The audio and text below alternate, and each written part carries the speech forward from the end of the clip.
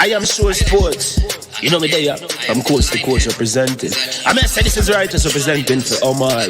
You don't know, come get the sports over here from near and far. Boy.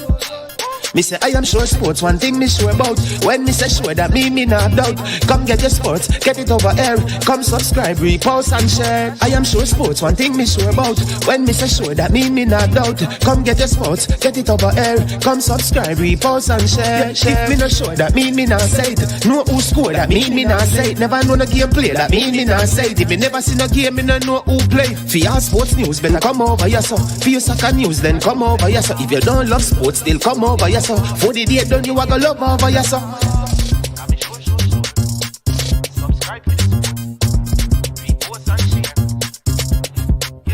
So when it comes on to behavior concerning football, Jamaica is decent. I am sure that if we can get all of these things done, set in place by the end of April, it gives us enough time before the World Cup campaign. Not afraid of no Brazil, no Argentina with these crapper players. We are good enough. Remember to like, subscribe, share. Listen, comment, let me know what your thoughts are. Trick Jerk Marinade gives your meats and vegetables authentic Jamaican jerk flavor. The spices are directly from Jamaica. Spices like jerk seasoning, allspice, Scotch bonnet pepper, fresh scallions, thyme, ginger, and garlic. The key ingredients to a great jerk marinade. 0% sugar and low in sodium. You want to try it? Made up of 18 Jamaican herbs and spices, add delicious, bold flavor to your next grilling experience. Flavoring sauce, a marinade, basting, condiment, or topping. Trick Nick Jerk Barbecue Sauce.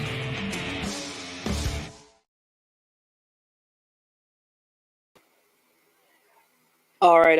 Good afternoon. Welcome back to the platform. Big up to every single one of you. It is the mighty Super Friday, and this is your host, Manningsman, and this a big one. This is going to be a great one. So come on early, hit the like button, subscribe as usual, and let your opinions be heard. Want to welcome you to the platform. If this is your first time, again, thank you for joining. As usual, if you're watching it live or you're watching it on the rebroadcast, please hit the like button, subscribe, and share. We call this Super Friday, and the idea behind our Super Friday is that there are many of our loyal viewers and subscribers who oftentimes want to support the platform, and they don't know how to do that. And so what we do, we say to them, listen, every Friday on our shows, we call it Super Friday. And what you do is that beside the comment section, there is a dollar sign. If you hit that dollar sign, if you're in North America, Europe, or other spaces outside of Jamaica where it is allowed, all you have to do is when you hit that dollar sign, you make a donation to the channel. All right. It comes directly to the channel, and guess what? It can be from $1 to $1,000,000. It's up to you. And you're not forced to, right? But you can. We welcome Roderick, the first person to big up and thank you so much. I see Okonsaya Smith saying that you're a late Manningsman and Super Friday. No, I know. We actually had the Diamond League show with Pioneer that was earlier. So as an example, this is Roderick Smith, who one of our loyal subscribers. There you go. You see him dropping a super chat to support the platform. So you can do that. That's a super sticker. You can go ahead and do that. And let's see if we can get to like 20 of these. Can we try to get 20 super stickers? Let's see if we can do that. So that's one. We have 19 more to go. Can we do that before the show ends, right? Calling on the Manning students, all right? If you are a Manning student, my name is Manningsman. I support the school. Come on, man. You can do this. Manning student. Where are the Manning student? I need some Manning student to drop some super stickers and super chat, all right? We are going to discuss today, can interested player reach out? Meaning, if you're interested in representing Jamaica and you're in the top flight, can you actually reach out instead of waiting for someone to reach out to you? Or, and then the other question is, who should you reach out to? But to who? We're going to look at that because maybe you think that everybody knows, but maybe everybody don't know. And what you should do is it possible that some of these players can call and say, listen, I am interested in representing Jamaica? Let's see. All right. The U15, the local U15 that is about to get going here in Jamaica. We're going to talk about that. And the Jamaica U15 team, I believe that they will be playing in it, the national team in the U15 tournament. I don't know how that is going to work, but the U15 is up. Also, I want to tell you about the Tobago youth tournament that is happening, not Trinidad and Tobago, but in Tobago. There's a youth tournament that is starting. I'm going to talk to you a little bit about that. We're going to look at Jamaica's zone in the U20s. I mean, the final stage, we are in, oh my God, a zone that I don't know. Honestly, I personally believe that these things are rigged. That's my opinion, and I stand to be corrected. But I just think like some of these things are designed a particular way by those who are in power. And I think there needs to be a greater level of transparency.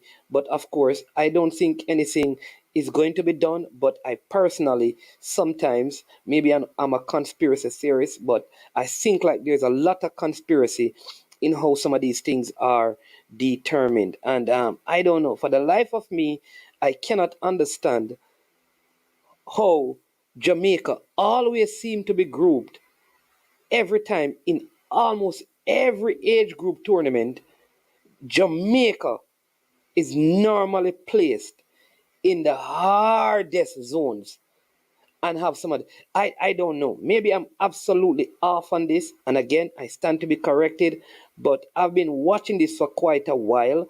And I feel like there is a particular Caribbean nation who I think is always been recently, they have been favored. They have been favored in hosting almost every youth tournament, and their team always, in my opinion, seem to be placed in one of the in what I consider to be the easiest group. One of the good things about this though is that if we come out of this group, it means that we will avoid in the semifinals the United States and or Canada and or Panama, which would make it possibly easier for us to advance to the finals, which would mean that we end up qualifying for the under 20 World Cup. That is highly, highly possible. I also want to, I really, really, really, really, really, really want to encourage our national selectors and coaches to please, please make sure that you are calling up the best talent available for this tournament, especially those who are, let me say, those who have played for the national team. They have played for the national team previously. Call them up so we can stand and have the best opportunity of qualifying for this tournament. All right, make sure you do that. All right. So we go, like I said, we're going to dive into this. We have also pinned the link for the show, right? That means you can join the show to share your thoughts, to give your opinion.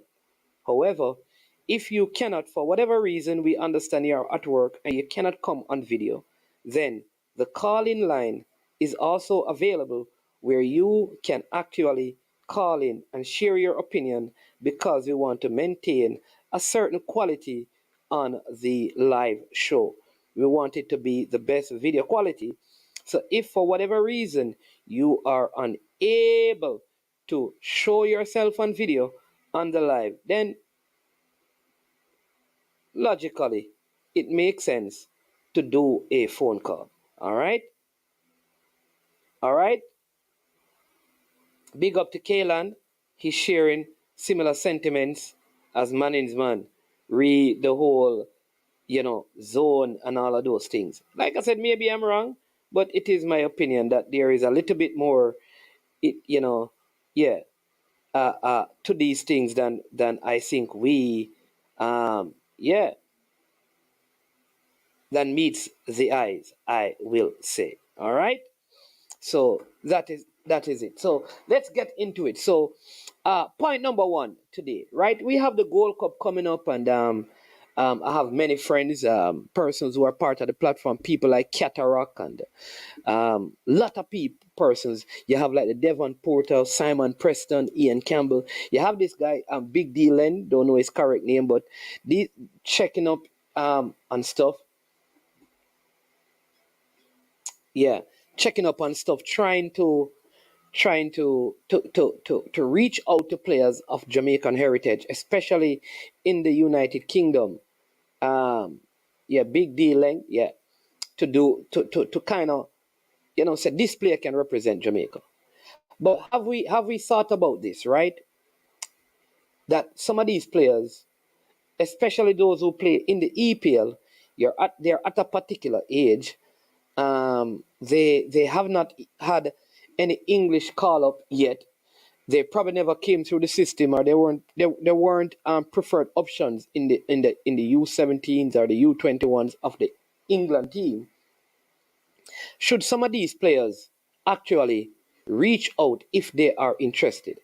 And I'm bringing up this issue because a lot of names get called up, and why don't we talk to this player? Why don't we talk to this player? Why don't we talk to this player? Why don't we talk? And while I agree that every single person who can, every single one, from the youth to the seniors, male, female, every single person, from the lowest tier to the highest tier, there should be some sort of, all right, touching base with. All right?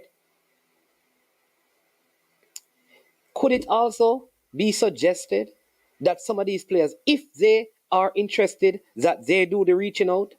Why would they wait on someone to reach out to them if they are interested? I don't know. I want to ask that question. All right. Can they also call somebody, talk to somebody, say, hey, I'd love to hear more about this whole Jamaican thing.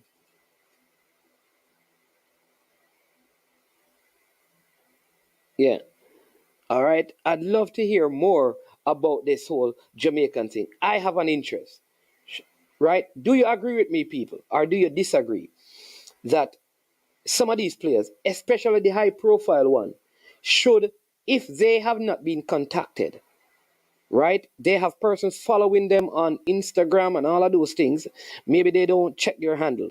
But if you have a Jamaican flag up on your thing, at least you're familiar with Jamaica, then I assume, right?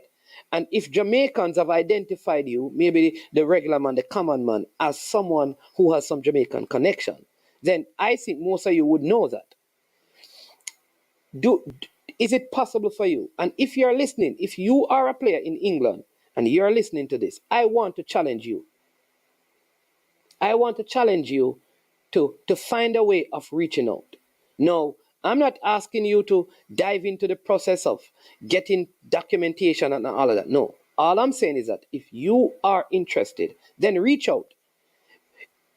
In the meantime, people should be working on reaching out to you. But could you at least make a phone call, respond to something? The JFF has an Instagram page, they have social media pages. Why not reach out there?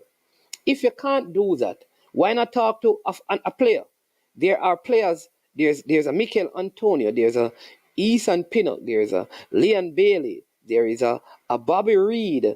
Um, You know, these are players in the Premier League that have represented Jamaica, right? There is in the lower tiers, you have Amari Bell, you have Jamal Lowe, right? So my question is, this is the second super sticker for the day. So there we go, right? One green and one yellow. Good start. Thank you, Sir Garnet Denton, big footballer, former captain of Valet Kickers. You understand me? William Nibman. So he had to do it in green, unable to do it in purple, but we appreciate it. All right. So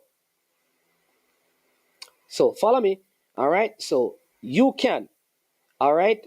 Because a lot of the contacts by the regular persons are informal.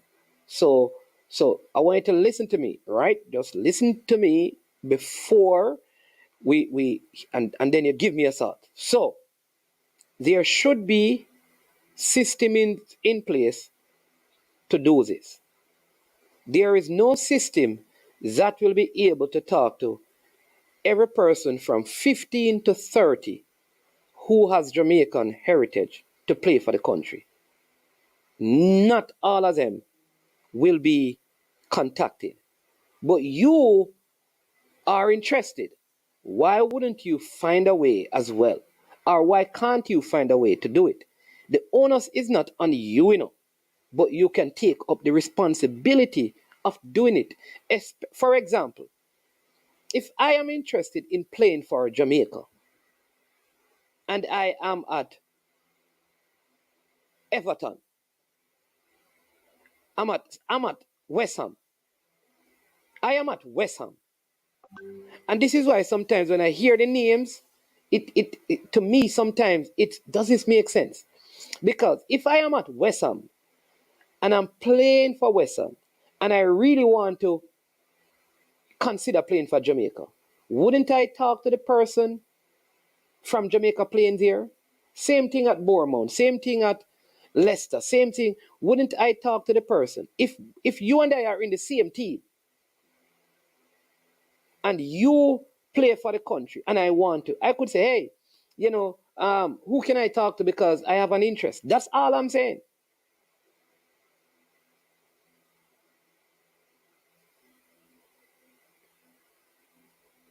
All right, so let me hear some of this comment. Stefan, right? There has to be a structured mechanism for players to reach out, though, in my agree.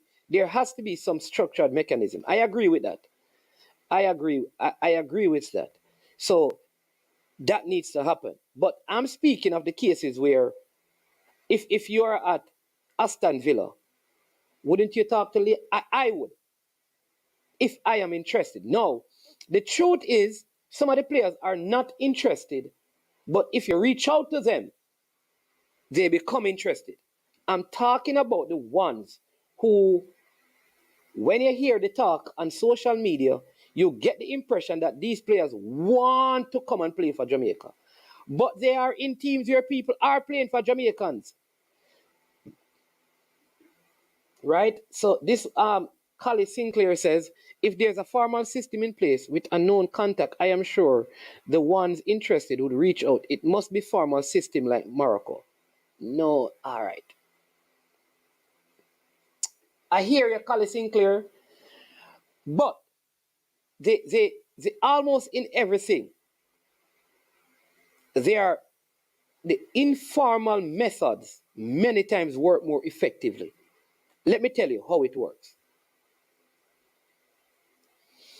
You are in a team, Collie Sinclair, in the Premier League. You play a corner league, say in St. Elizabeth, but the Premier League team in Kingston. But you travel down to play the corner league. You play with a player. That player, would love to play Premier League. So he says to you, listen, me, you play for your Premier League team. Would I like to try out for it? That's what I'm talking about.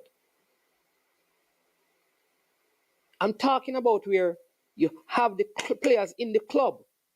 You're in the club, you play with them, you train with them. If you are interested in Jamaica, why wouldn't you just take an initiative to say, hey, you know that, how do I do this? I'd love to talk to somebody. At least that. So I'm not telling you to begin to get your paperwork, begin to apply for citizenship, begin. No, I'm not saying that. I am saying that at least say to the player who is in the team, right? Or if you watch these programs, there are numbers on all of the programs. Send a text message, say, hey, I am so and so. Who do I talk to from the Jamaica Football Federation? While I'm saying this, while I agree that there should be a formal system, but even with the formal system, I guarantee you that you'll not be able to capture everybody.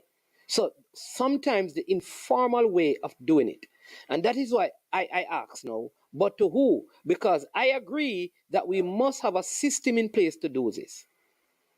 Who does a player speak to if they desire to represent Jamaica? What is the process for getting there?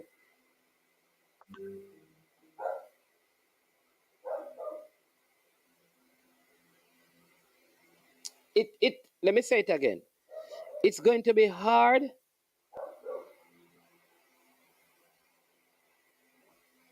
It's going to be hard for Jamaica to capture every single person. I'm telling you, it's going to be hard for Jamaica to capture every single person that has Jamaican heritage. I think that is going to be very difficult. Is it possible? Yeah,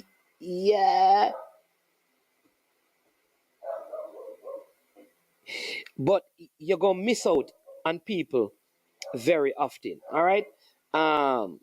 So again, I agree that there must be a formal system. So don't get me wrong. That is why it says, but to who? So if a player says, I am interested, who does the player talk to? I've just told you. I am speaking in the cases where there are players in the club. There are players in the club. So how do you play and train with a Mikel Antonio? How do you play and train with a Ethan Pinnock? And you never mention to them that you have an interest in representing Jamaica. How then am I going to believe that you do? Again, this does not mean that the JFF should not reach out to them. But I am telling you this. I would have greater confidence if I know that the players express an interest. Because a lot of times, the information that is gathered about the players, yeah, doesn't suggest that the players have an interest. They just have heritage. And you have to reach out to them still.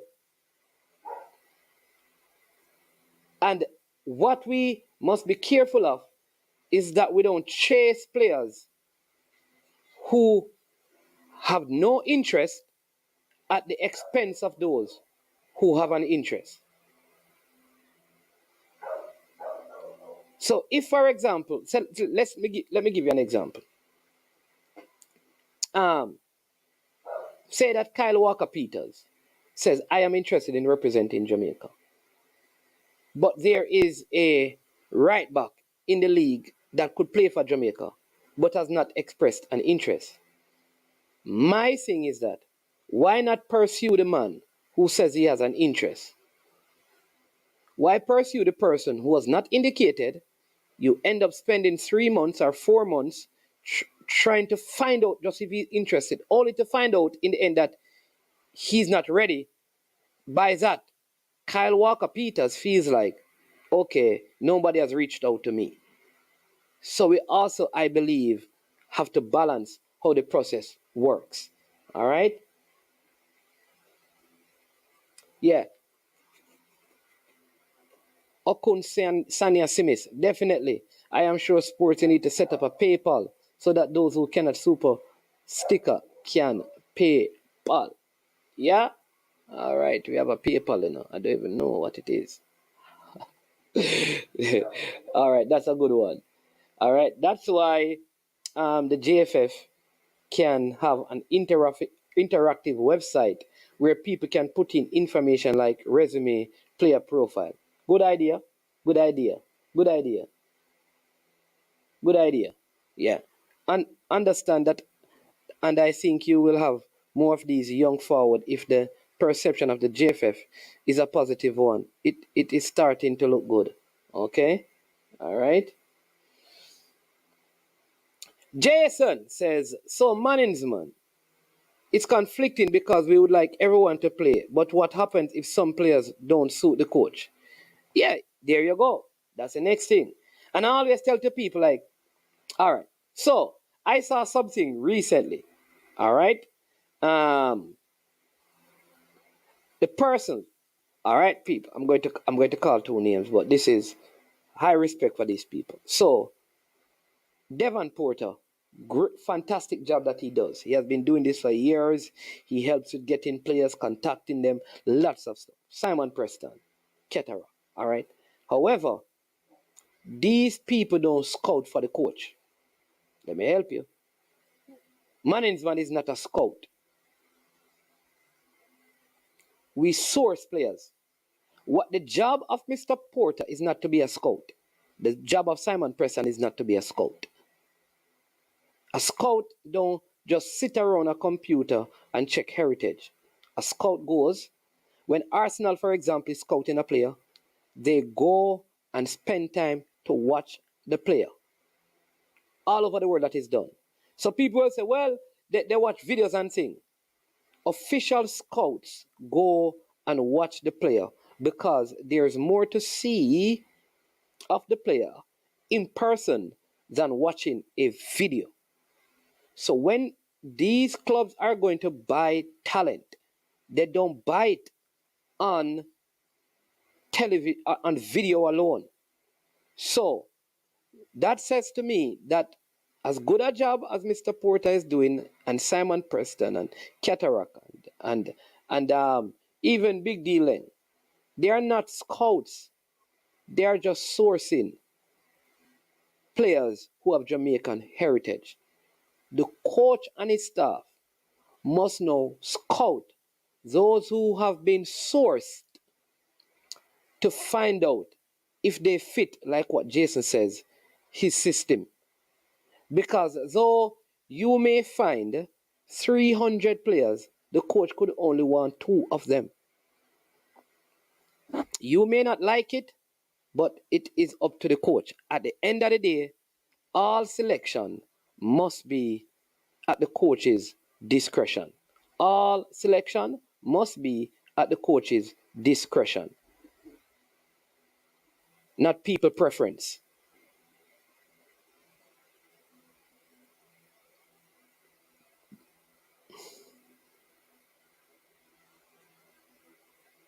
Do you understand the difference, people? So I think the mistake we make is that sometimes we say people are scout or people are scouting when they are not actually scouting, they are sourcing. And there is a difference. I think even when the president spoke about, yeah, I think even with what the president said, I believe that he misspoke because I don't think it is scouting.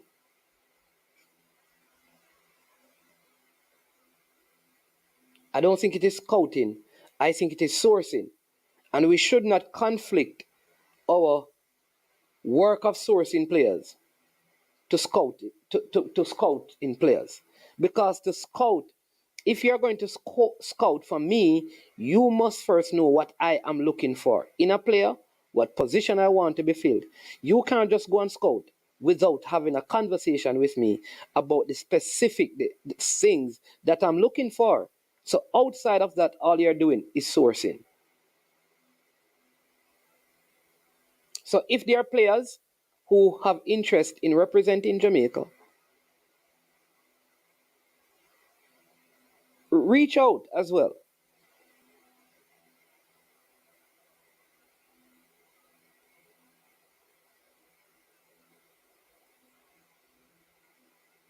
But you must also know that not because you have been seen by the coach, by the scout, it means that you will be selected. because they may believe that the person who they are choosing are better options than you.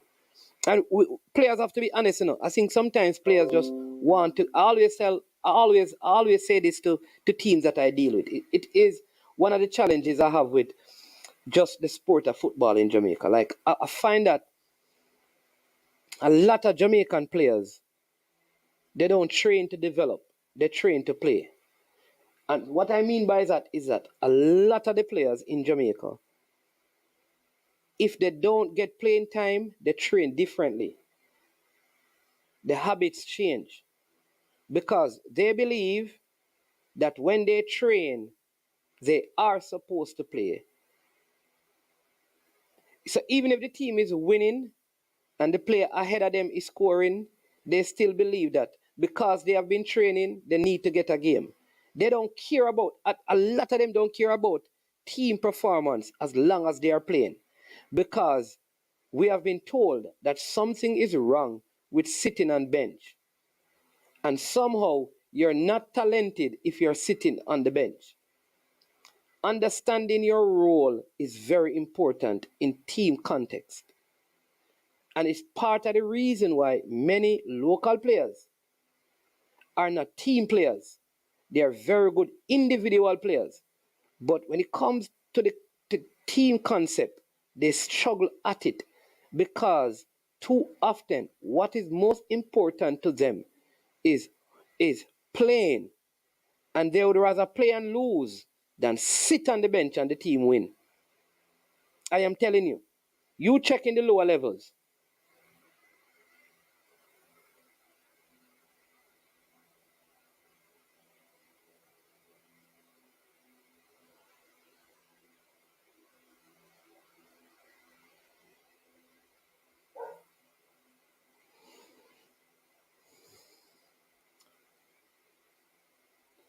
All right, you see this one now, Mannings, do you know how the Moroccan team, I think they should be scout their players because what they do worked. I would like to know if it is similar to what you are suggesting. All right, so one of the things we have to ask, we have to be real, So when you look at Jamaica, right? Let's look at Morocco. People always use, I think everything is relative, things must be discussed relatively and contextually. So let's talk about like the Moroccan situation. All right. There's people always speak about all the players from Morocco who play outside of Morocco. They were probably born in other places. A lot of those Moroccan players are connected to Morocco and they have been in Morocco, spent time in Morocco, visit their family, travel. So they are like even Hakimi. We Many of us act like Hakimi has never been to Morocco, and he doesn't know the place. He knows the culture. They are in there. A lot of the Moroccan players, though they live in France and other places. So the context is very different when it comes on to Jamaica. A lot of the players in England, for example, they they don't know Jamaica. They have never been here. A lot of them. They are connected through their grandparents. Unless they are spoken to, they have no interest in really representing Jamaica. A lot of them. Because for them, England is home. For a lot of them. So I always say we have to put the things in context. We have to put it in context. When we are making the comparison, let's we put the Jamaica situation against a situation that is not quite similar. However, yeah, domestic, yeah. However, we must make better effort and put better plans in place. All right, so let me take that. But let me go back to what I'm saying. So, as the Eagle Republic says,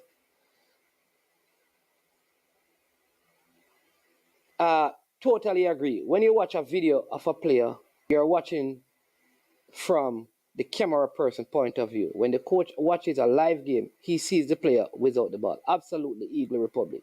Right. Definitely, really. I need to stop using the term local and stick to domestic. Yeah, man. Yeah, thanks for that.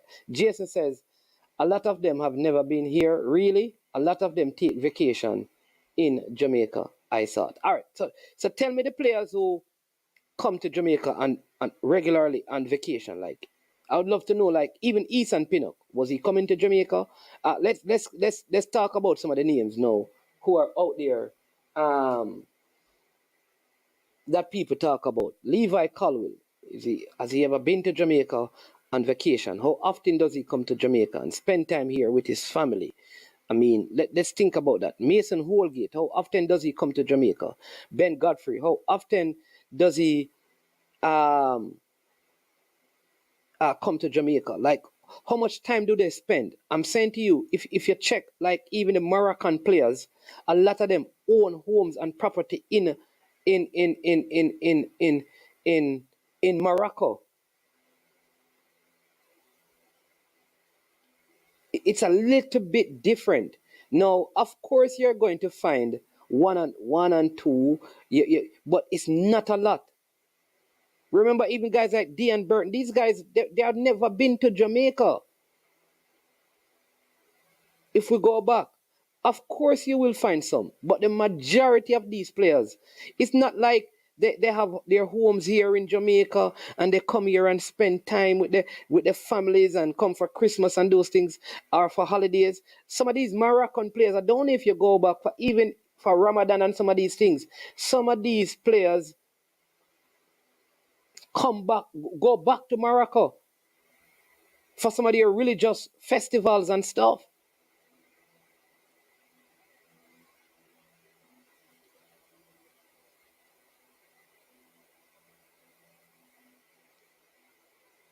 So that's what I'm saying. Will you find, am I saying that there is none? Absolutely not. But I am saying to you that the Moroccan system works well. We need to pick up things from it, but I think the situation there is different from ours, and that must be weighed in the balance. And this is not making any excuse for the Jamaica Football Federation, who management believe must put in a greater effort to capture these talents.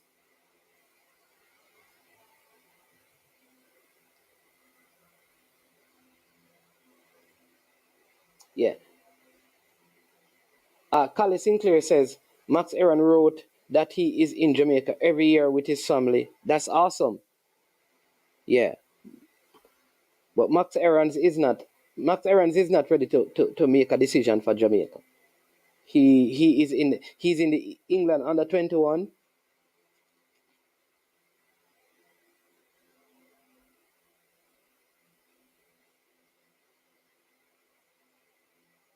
Is Joel but Latibodier related to the former Bank of Jamaica president? I've heard people say that he is. I am not sure, so I cannot speak on the matter with all confidence. I'm not sure, but I've heard people say that he is. Yeah. Hey, people, listen. Hold on there. Need to get something to drink. Hey, welcome to the super stick and super chat. Listen, let me just get something to drink. You understand me?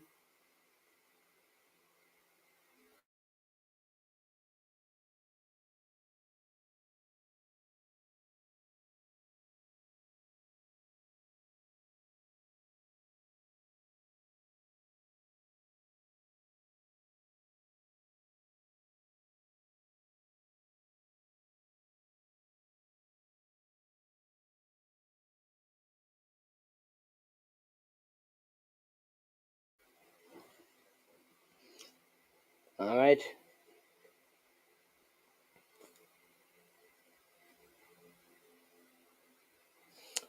Even though they may not have traveled, they may have grown up with the Jamaican culture. All right. I think. All right. So. All right.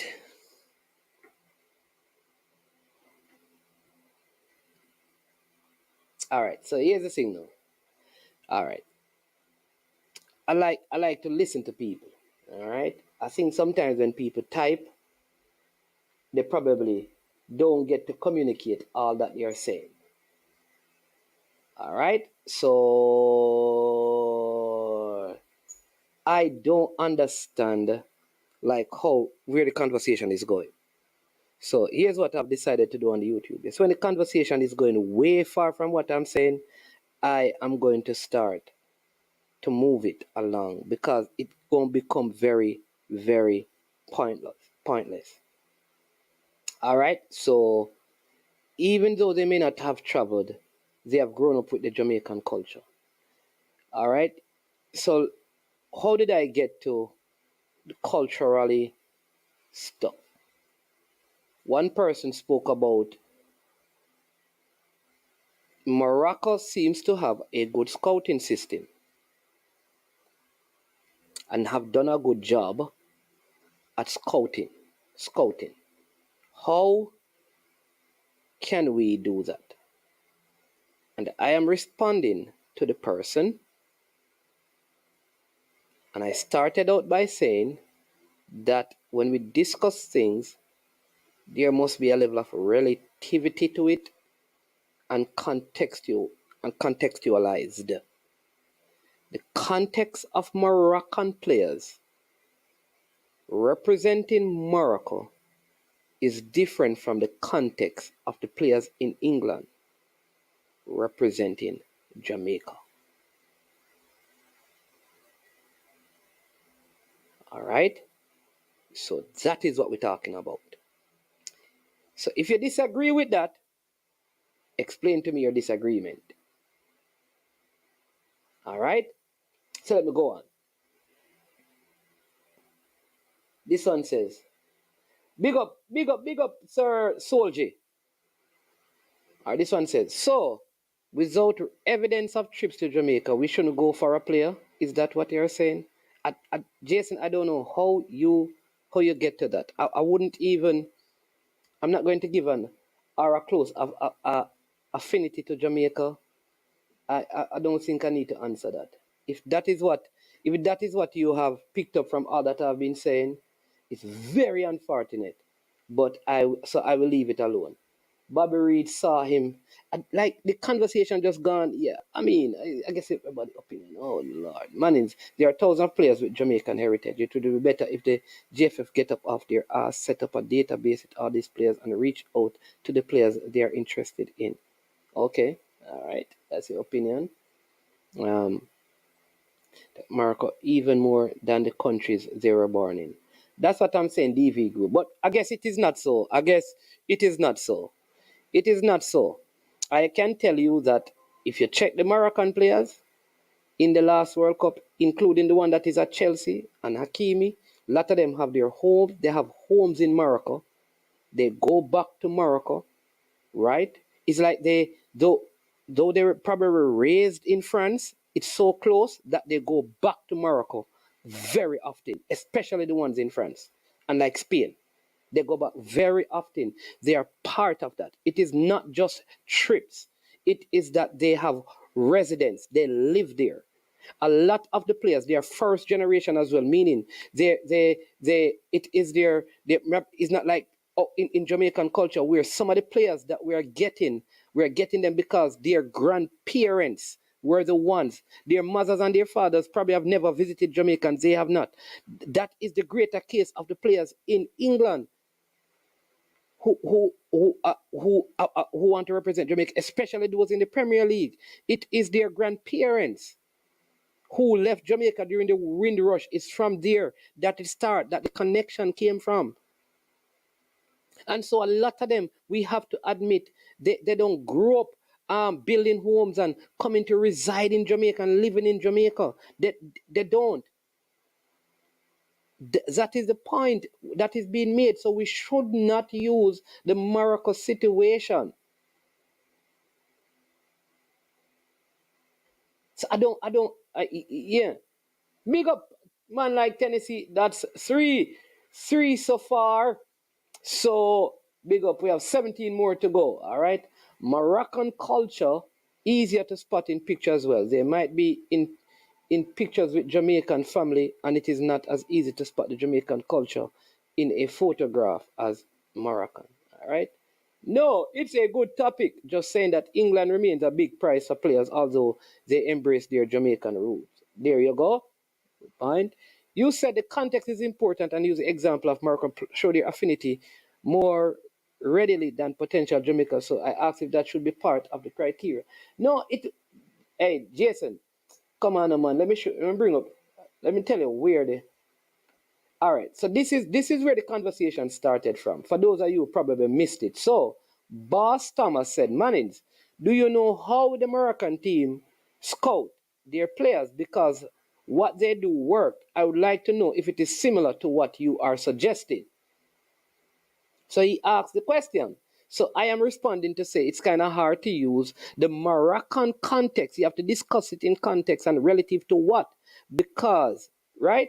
Yeah. So that's all. That's what I'm saying is that I can't use Morocco is not the best example to me because people always say, look at almost all the Moroccan team um were were players in France are they right and they come from France and they were born in France. And I'm saying that it is different though from Jamaica getting players from England. One, I personally believe from evidence that even the players who are of Moroccan descent now in France, are heritage, they want to play for Morocco. That's one of the things. They want to play for Morocco because a lot of them still have ties to Morocco, meaning they not only have their relatives there, but they have homes and businesses, and they go back there for all of those festivals and celebration, especially the religious things. With the Jamaican players, even if they cook rice and peas in their homes, they a lot of them see themselves as English first, which is right. Who have a choice of playing for Jamaica? The Moroccan players. Listen to Zayek's interview when he speaks about it. He says he is a Moroccan first. When they spoke to Hakimi in one of the first interview he did about representing, you know what he said? He said, "Why would I play for this other player? I am Moroccan."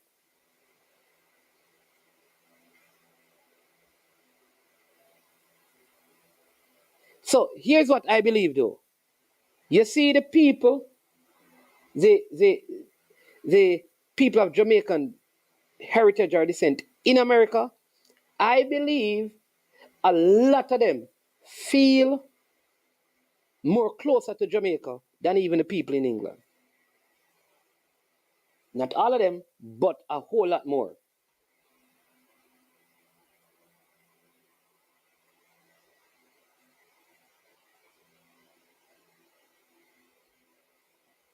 A whole lot more.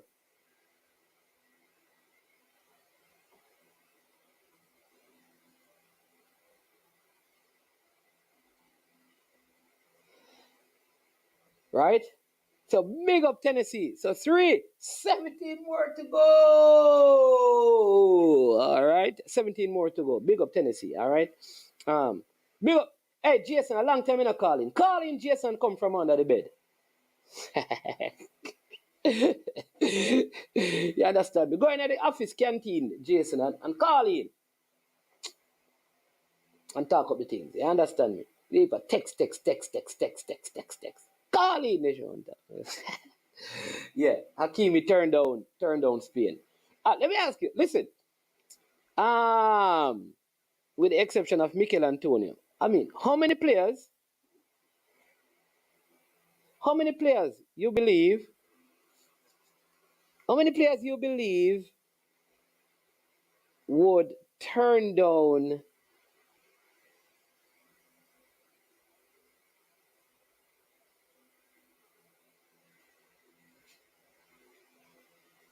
a Premier League CDM? You're Oyini Blair coming to give you breaking news. You have to call in. How many players would turn down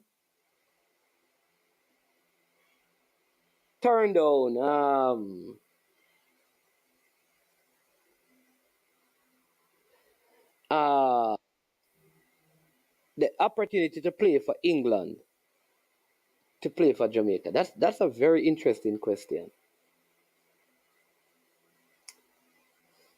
That's a very interesting question.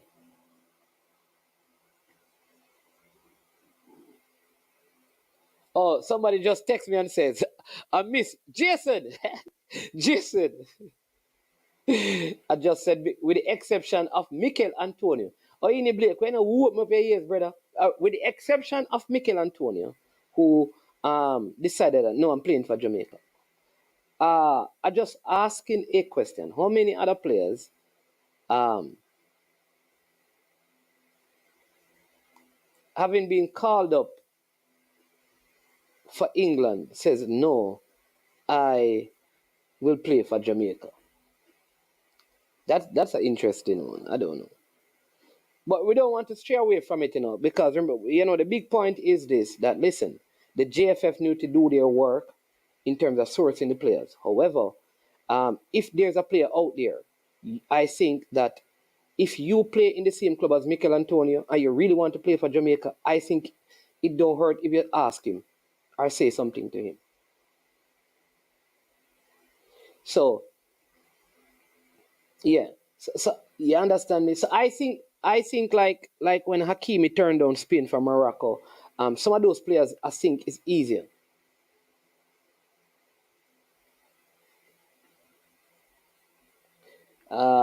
It's easier. All right, let me take some more. Big up again. Listen, it is Super Friday, and we are Fresh God. Hey, Fresh God, busy, Oh, jeez. 51 likes. Oh, my Lord. Four super sticker, super chat. Come on, people. Let's move up the like button right now. All right. Management, you read the Moroccan story. However, it is noted that they have scouted in France and other European countries who identify talent from young and are in their ears from early. This is what I agree with. So that is why I believe the best step for Jamaica is to do this from the youth stages.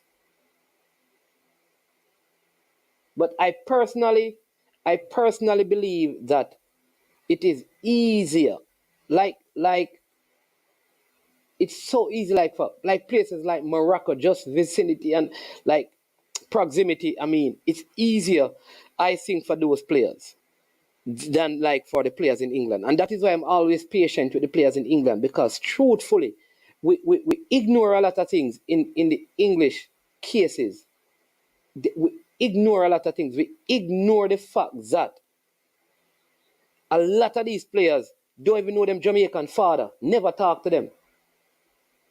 So a lot of things we ignoring, and we can't ignore those things. So I think we cannot compare Morocco with Jamaica, because it is one, it is um like Hakimi,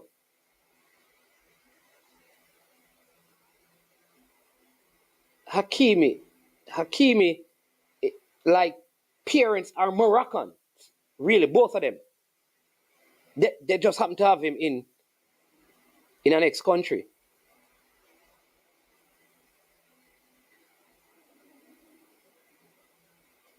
All right, so um let me see. This one says, remember Morocco coach was fired 3 months before the World Cup because of player selection. We are celebrating Morocco now because of their success. Yeah, okay, that's a good point. A.M. Henry, big up yourself.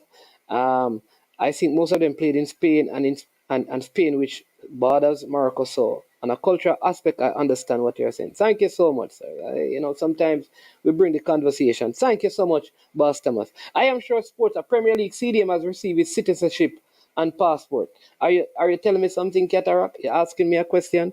You don't see no text message. Citizenship and passport for which country? United States of America? For Japan? What kind of text is that, Ohini Blade? That sound like a selector text. That sound like a box boy text,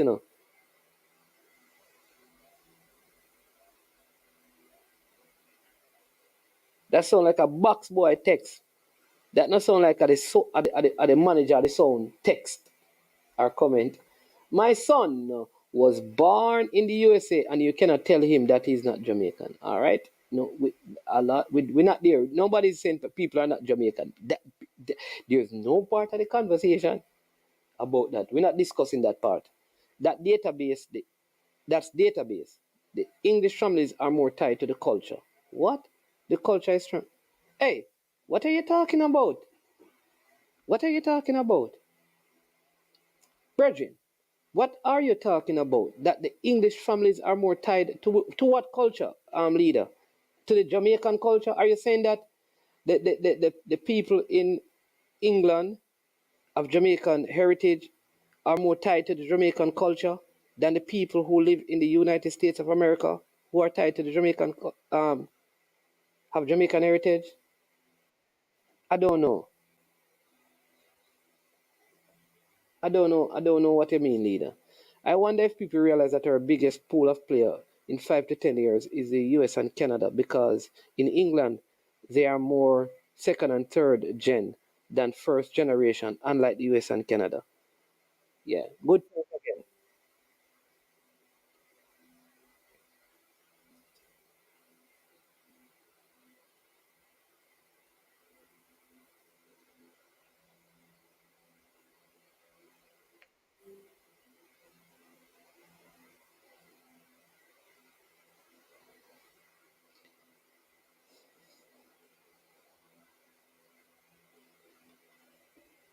Michael Antonio, yeah, apart from him. Just the way the kids speak tells how close they are to the culture. You will have English born speaking rapid. I don't, I don't, I don't understand that. All right, I don't understand that though. None that I can think of. Kanaya Boys Clark. Most of these players are, most of these players are connected. It shouldn't be that hard for real. Yeah, that could change if we improve player relation. All right. The difference is a top five FIFA team. The majority will want to play for the stronger team first. First, fifth versus 64th. I think that is wrong. Clean. You are right, Mannings man. But what about the two strikers who approach a Jamaican international EPL club and ask how to get to play for Jamaica and the player give them the cold shoulder? All right. Yeah, yeah. I heard about that cataract, but yeah, I heard about that. I heard about that. That sometimes some of the players they give the players a cold shoulder because them friend game certain or maybe their game is certain. So I've heard. Lulu, you got your email, sir? Big up yourself, you know. How many yard man would turn down the chance to play for England? Oh, first responder, I mean, I understand this. Call first responder. First responder, how you get? How can a Jamaican get the chance to play for England? I don't understand what you mean. What do you mean?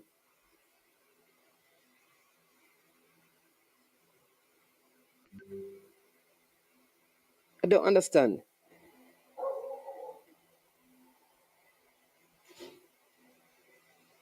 I don't understand what you mean, first responder.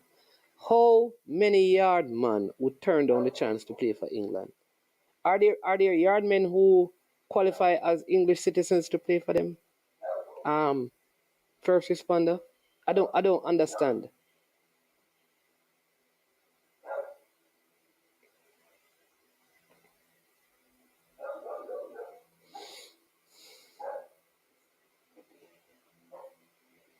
Yeah, yeah. We ignore that Jamaica is ranked 60th, 60 something in the world, more than anything else. All right, let's take this phone call. Hold on, the people. Hello, welcome to I Am Sure Sports. Good Great, afternoon. Greetings, greetings, Mannings first man. responder. Greetings, everybody all around. Yeah. So Mannings man, I'm playing devil's advocate now because you say English, a person who is, let's say, born in England of Jamaican parents would first of all want to play for the Three Lions, right? You said that, right? If a person born in England, yeah, what we have, yeah, Yeah, yeah. yeah. I was born in England. son of Jamaican heritage would firstly want to play for England. Yeah.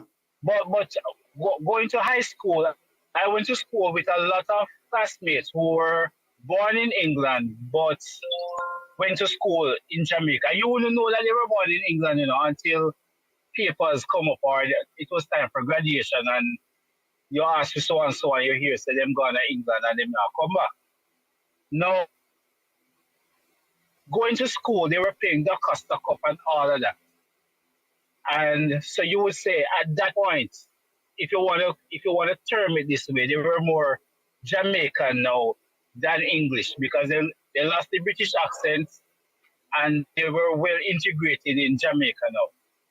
Now, if England was looking at them for the 5 or 7 years that they were going to high school, and they say, "Hey, we want you to come and play for our under 20, or we want you to play for our senior team." At that point, which team do you think most of them would pay for? You think, no, son, before me even answer the question, I don't know how we get, because that is what you're asking is highly improbable. I cannot see a youth playing. I cannot see a England team calling a player playing schoolboy football in Jamaica to come and play for England. So I don't understand the question. Because I don't think it's a All right, let's possibility. say no, no. All right. Hold on. Let's say at the end of fifth form, my classmate went back to England. Things changed, parents moved, and he went back to England because he was born there. Now, him start in college now, and a scout see him. No, Nathan, you Which can't say which college. No, team no, do no, you no, no. think? All right, Nathan, if he goes to England, he's not going to be in college and playing football and no scout see him to come play for England the Three Lions. That's not going to happen. So he's playing at Liverpool. Even the Hold, what hold on, about hold the on. under 20? What about the under Hold 20? on, hold on, man. You want to go under 20? So he leaves Jamaica. Yeah, let's go under 20. Let's Mm-hmm. try and use your thing. He leaves Jamaica at fifth form. He goes into the academy, right, at Liverpool, and he's playing for Liverpool in the Premier League. And England is calling up an under 20 team. That player is playing for England. The situation that we are Yeah, talking about. yeah, yeah. Yeah, but the situation we are talking But but the you would situ- have remembered. but no, what I'm saying to you is that the situation that we are talking about is completely different than the one that you're raising up. No, me know, but I had this question before in my head, Oh. and I'm not trying to beat your scenario. I'm just asking you this from left field because me not catch you when me want to catch you because me busy. Okay. So me just ask you this at that point because most people would think that the person born in England would much rather play for England if he gets the call. So saying if the person grew up in Jamaica, played the Costa Cup, started for the Costa Cup, and got to a point where you remember him from Mannings and you call him up for Jamaica under 20.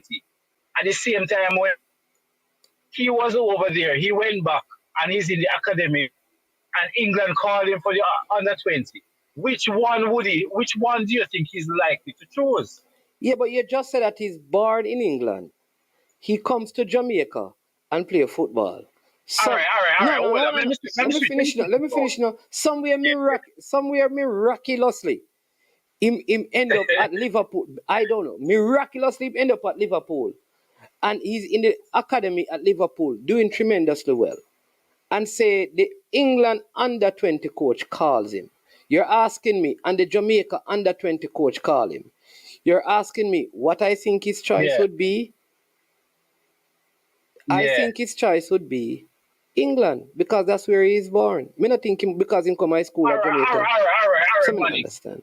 Let's say he was born in Jamaica and his Yeah. parents migrate at that time to England. Like Raheem Sterling. And yeah, because Yeah. yes, So, because really when we say this thing, we say yard man. So so I me crop it. Yeah, Raheem Sterling was born in Jamaica.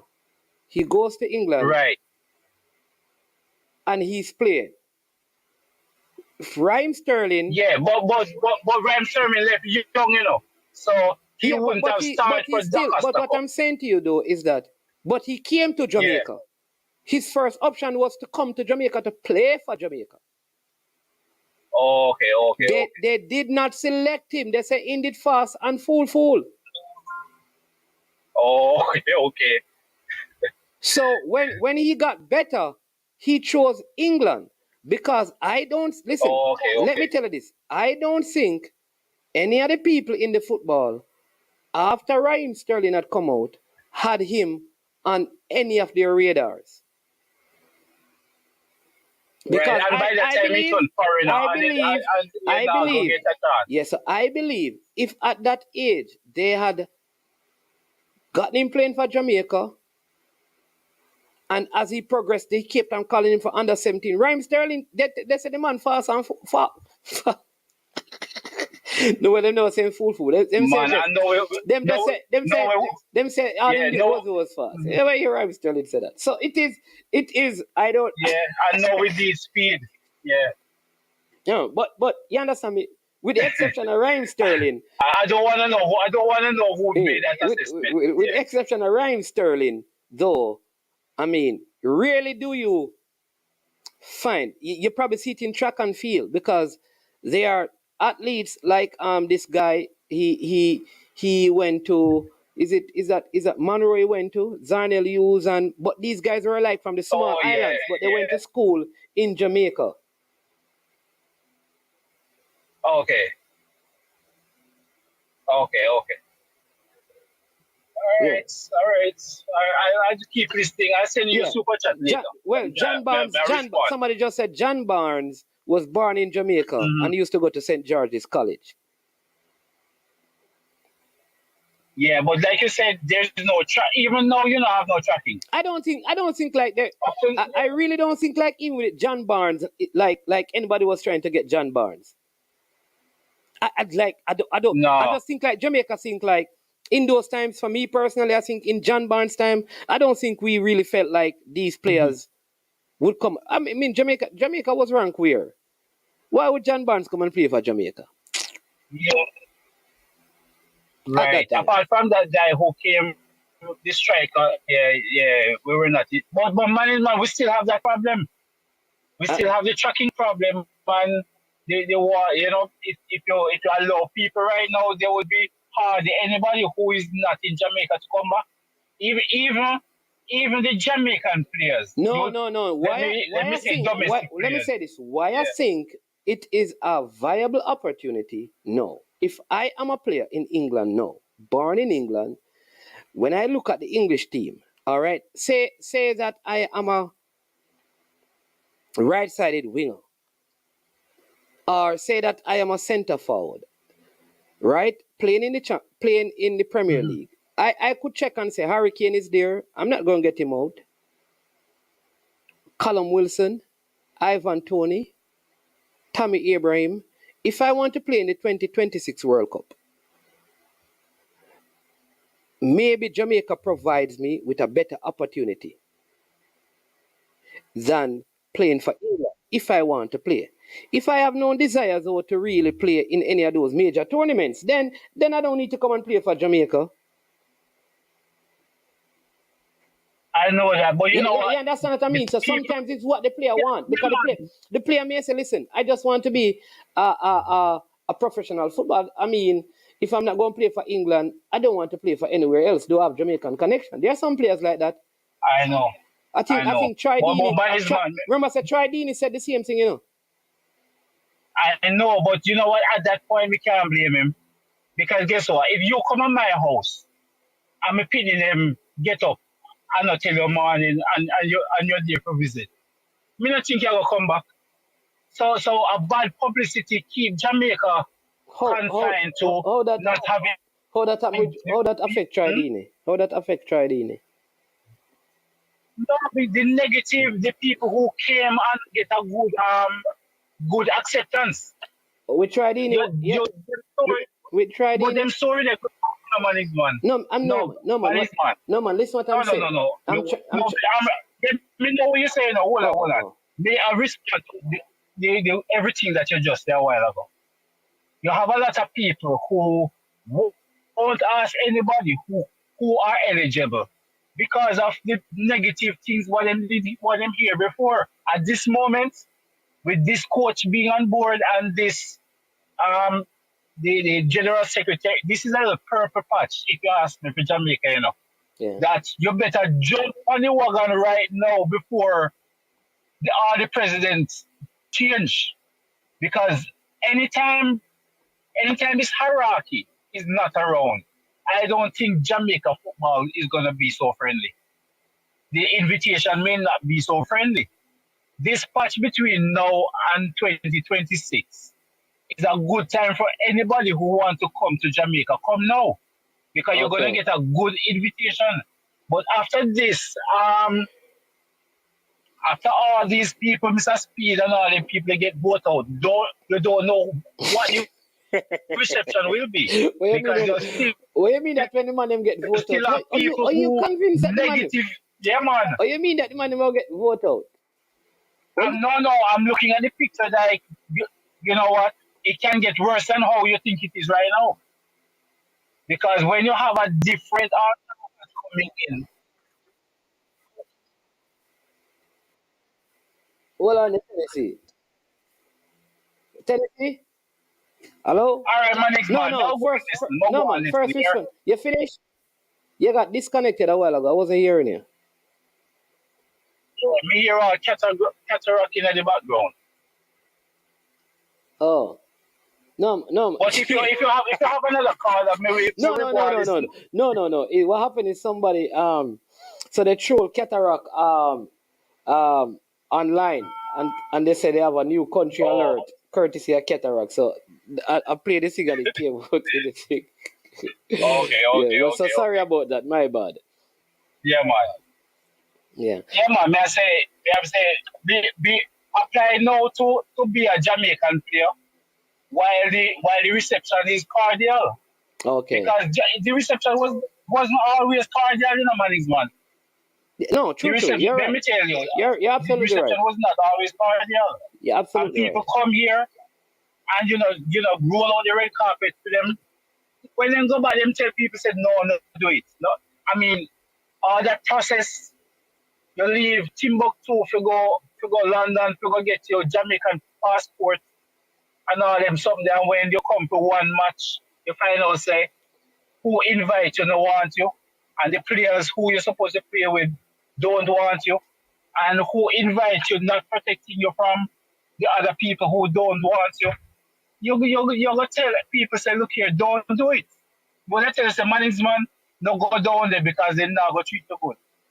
Because me go there already and them not treat me good. Why would you wanna go?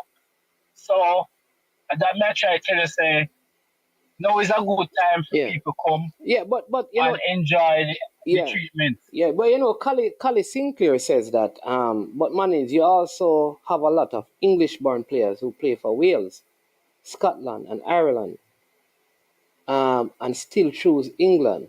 Declan Rice and Jack Grealish come to mind. It's not just the Yardies. I think he's trying to say a lot of these players, though they're born in England, they end up um, playing for England. And there are others who, like Ryan Giggs. Like Ryan Giggs is one of the players that England wanted to play for them, but he ended up playing, though he probably figured that his nation would never do as well as England, but he played for his nation. So like those things, sometimes you have it both ways. You understand me? You have it both ways. All right, but respect Yeah. first respond. I mean, I appreciate the call. Yeah, Been man. a while. Yeah, man. Yeah, for real. But we tune into your program all the time. Just Yeah, man. busy. Yeah, man. Bless up, man. I All understand. right. All right, then. All right. Yeah. And you know what? One thing we should tell you. I think if Jamaica won one match in the World Cup qualifying, it was a match that when you pray for them the night before, and you don't Not pray true. and you don't pray for them again after that, and we no more match after that. So in this qualifying come up, you have got The man, them say God no just some prayer, interfere. man. You The have to man, just pray the man upon say them. God no interfere in a football. Ah, yeah. He did interfere. He knows that we did need a win there, so he Yeah. did interfere. So try it out next time. All right, Bazir. Appreciate that. All Appreciate right, that. man, next man. Yeah, man. Bless Yeah, up. man. Yeah, man. All All right, right. cool, That's my brother. Norton Yeah, and man. Super Friday people. You understand me? Remember, it's Super Friday. So continue to shoot those super stickers, super chat. I think we're at 5, so we have 15 to go. But you know that Cataract has a troll online, right? This person is, I mean, if Cataract slip, him slide. What are the people? People, me have shown you this, you know. Hold on. Me have shown you the one, here, you know. You understand me? Um, because we have to drop the one here, you know, and then we'll get back to the comment. Just to spice up the show. Cataract, hope you're doing well. Hear that he's at the doctor, um, waiting to get his medication. You understand me? Up Cataract. All right, people. So let's see if we can get this going. How do we do it so that we don't expose all of these things? Let's go this way.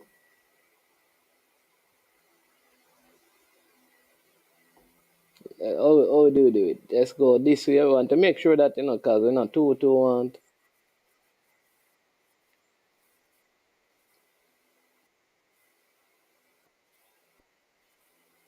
ELGAND.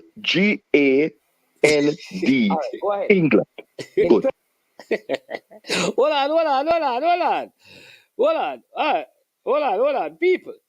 This is the university graduate. The man with the doctorate on top of doctorate. Listen to what Cataract just said a while ago, people. Cataract. Cataract, come respond to this. Listen, people. No, listen again. Listen to this spelling. 50% you mentioned players in 50% England or in lived, Europe.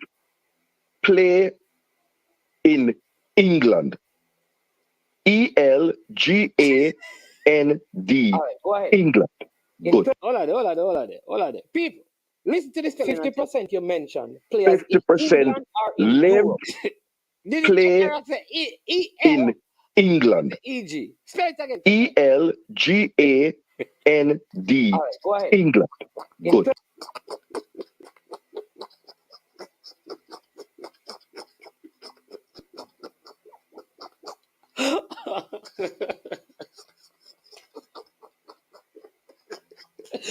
Oh my God, Cataract. The brother you beat your body, no Cataract. You know? Hold on. Okay.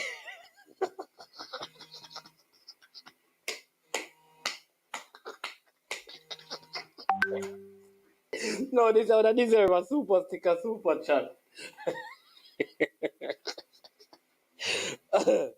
Oh my God. No. Oh, hold on. People, listen to the spelling. Listen to the spelling. This is spelling bee. 50% you mentioned players in 50% England or in lived, Europe. play in England. ELGAND. All right, go ahead. England. England is spelled Good. different still. Me think England was EGLAND, but Cataract said EGAND.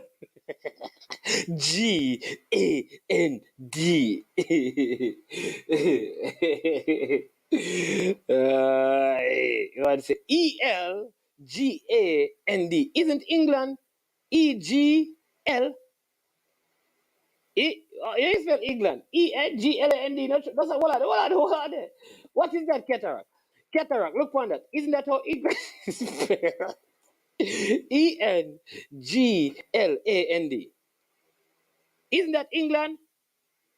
How Cataract get ELGAND? Tell me now. How Cataract get that? Where that come from? Talk to me.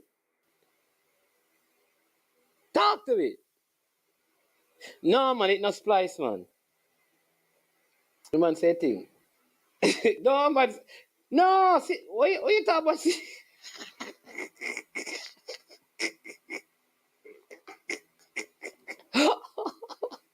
No, me I try.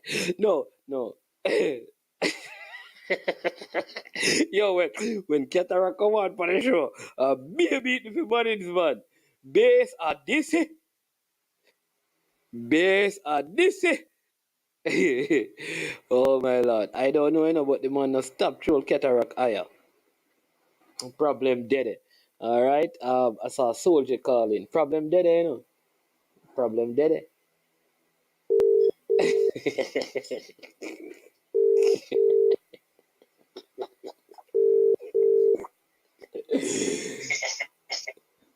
Soldier. Hello. Why am I shop cataract so? Me, you know, You know. you know that cataract are official troll. Anything cataract, if cataract snooze him, lose. Everything the man do, the person you find it and drop it for TikTok and Instagram. Hey, anybody call the program? First thing you have to do is spell England. Mm. So soldier, before you continue, you have to Okay. spell England. Come on, I laugh of a cataract. Make sure you can spell it in a soldier. Yeah, man, then England is the team man ENGLAND. All right, boss, you can go. What say you, soldier? People, remember it's Super Friday. Remember it's Super All right, Friday. okay. Hit the super stickers and the super chat. Go ahead, soldier, and then we get to Yeah, man. May I say, yeah, man, John Barnes, the Sukkot Judge is an earlier caller when I say still. John, what as you said, me never see them call him because when me realize, I get to understand that is when Santos, like all of the Jamaican band with like Luther Blissett and all of them guys there, we come play at Jamaica. Because if it, you know, say, what Santos do, at the time, if that man was the president of Jamaican football, many of them foreign players didn't come at Jamaica those days now because Santos had if that man, which man? who would the control Santos at the time? Who was the president of No, me Santos? just ask you what's his Because name. I'm asking me you. not, You can't say if that. You, listen. me only Yeah. Spanner could tell you, but I Okay. don't know the person at that time because I was okay. a youth.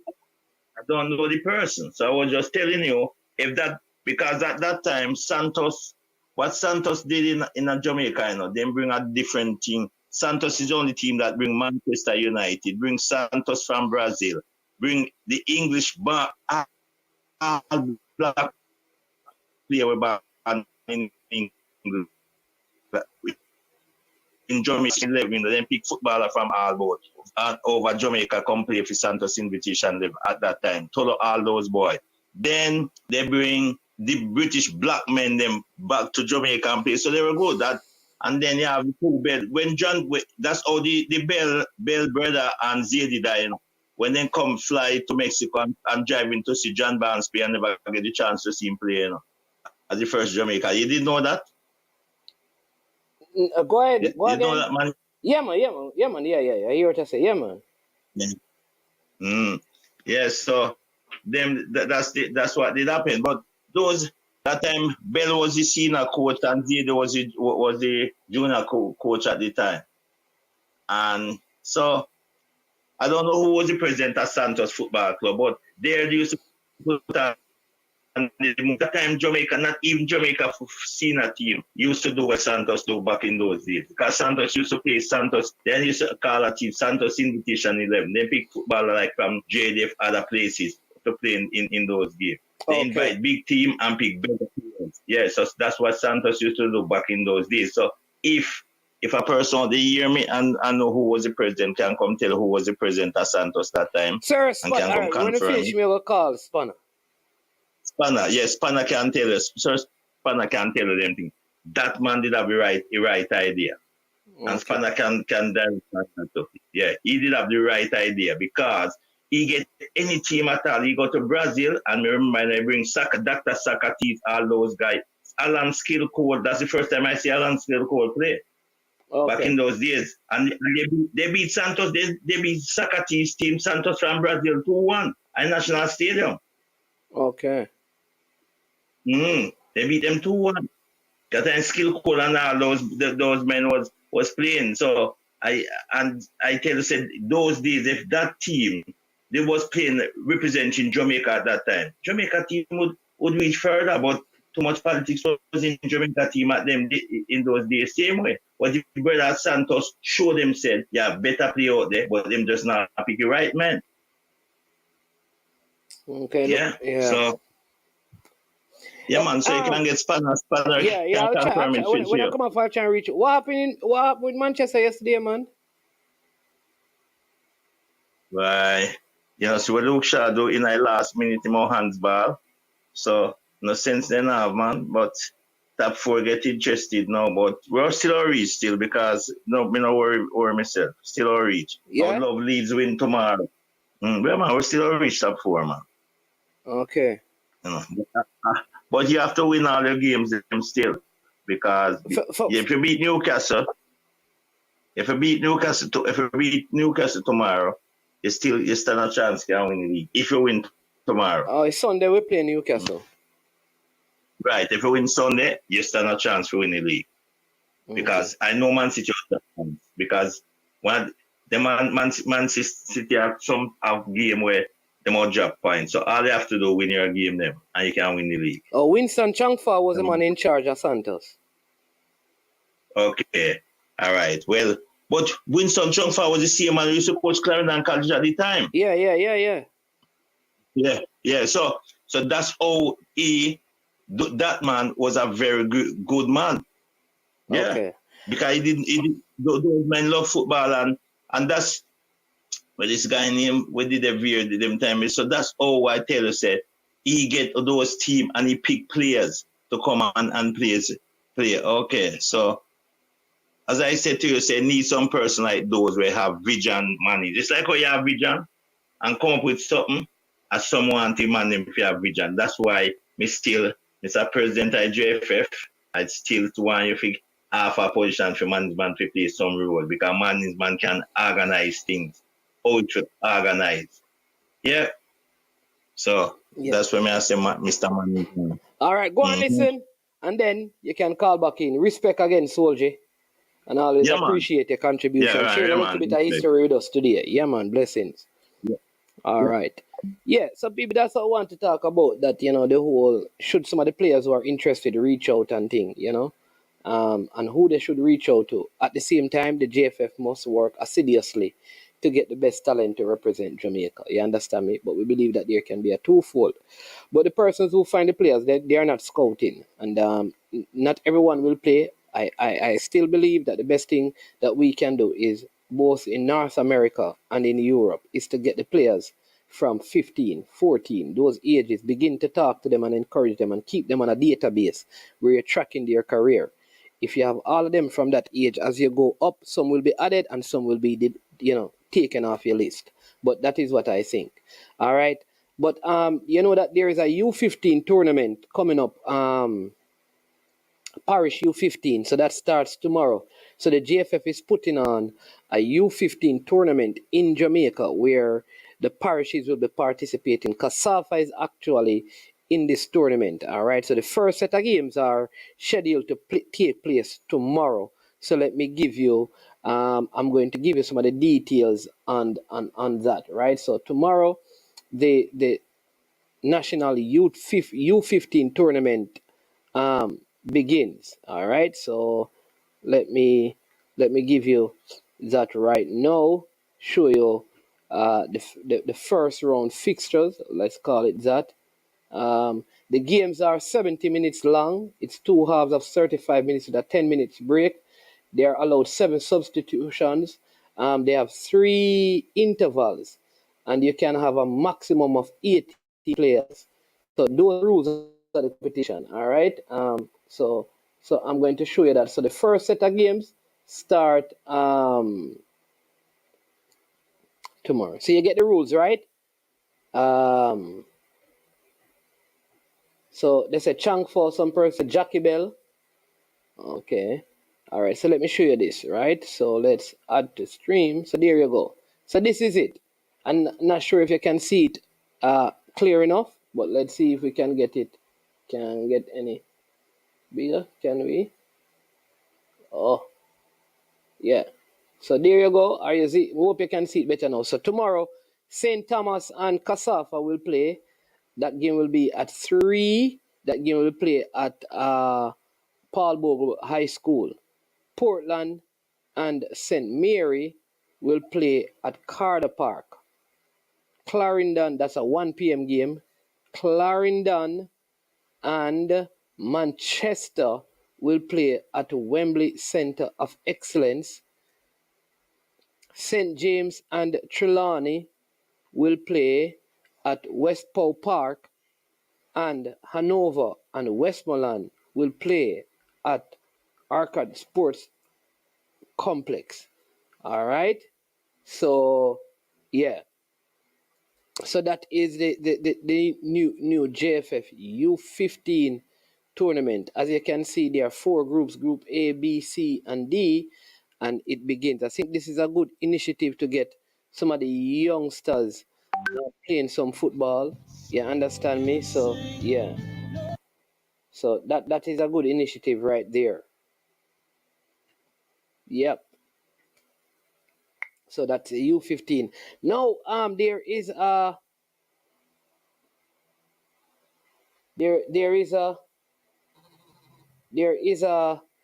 as you know, the second round of the CONCACAF U15, U20 for women, CONCACAF U20 for women, sorry, the U20 for women, the second round, U20 for women,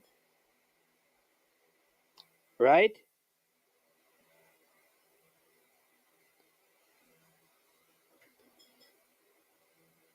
Gets underway in this month, and Jamaica, the draw was made, and Jamaica is in a group with the United States, Canada, Panama, and Jamaica. The top two goes to the semifinals, right? And then the top three from the semifinals advance to the World Cup. It's a very tough zone. And I hope that the coaching staff and the selectors are, are, are selecting some of the best talents to go and represent. I think the group of girls that played in the preliminary tournament, they did well, but I think physically they are still young, they are small, and we need some additional players. The bench was weak in my estimation. I think this team needs at least 6 players to strengthen it. 6 players who can come in and start.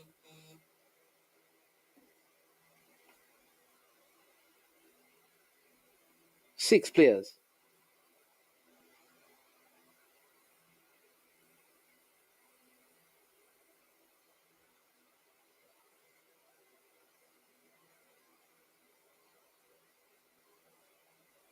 Yeah.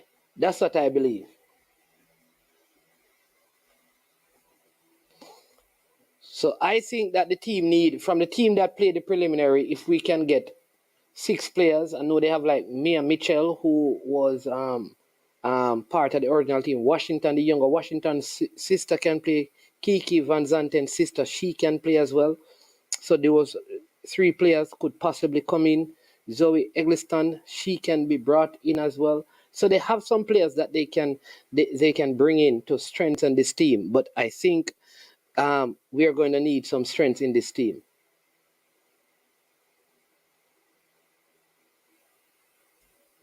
Yeah, that's what I just spoke about Lagos. That I think it is good that they're starting this up. I think it's a very important, like I said, a very important competition for our youngsters, right? Um, this U15, and I also listen. I also believe that on top of that, you have a U15 tournament coming up, and the fact that you're going to be able to have some of your U15 players playing in this, it's also good for them in terms of their physical conditioning heading into the tournament at IMG. So good thing happening.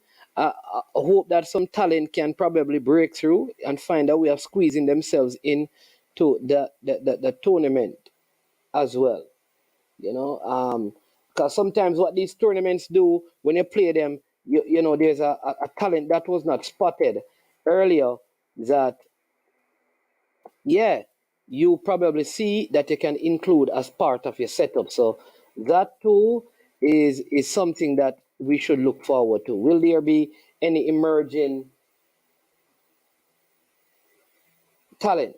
Yeah, will there be any emerging talent to pop up that can, squeeze themselves into the U15 team that has been in training or in practice are preparing for the CONCACAF U15 tournament that comes up at IMG in the summer. But yeah, so like I said, that is a very important age group tournament to be had.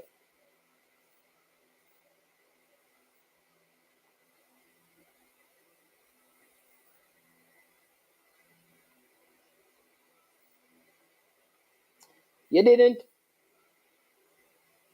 Washington need her passport. You sure she don't have her passport? Because remember she went with the senior team, Lagos. So you're saying that she went with the senior team and she played in that game and she never got it? Because remember she played with the senior team. This one says, you didn't get any notification. I don't know how that happened, man. Subscribe, man. I hit the notification bell. I'm just kidding. I don't know. Maybe they need to hit the notification bell.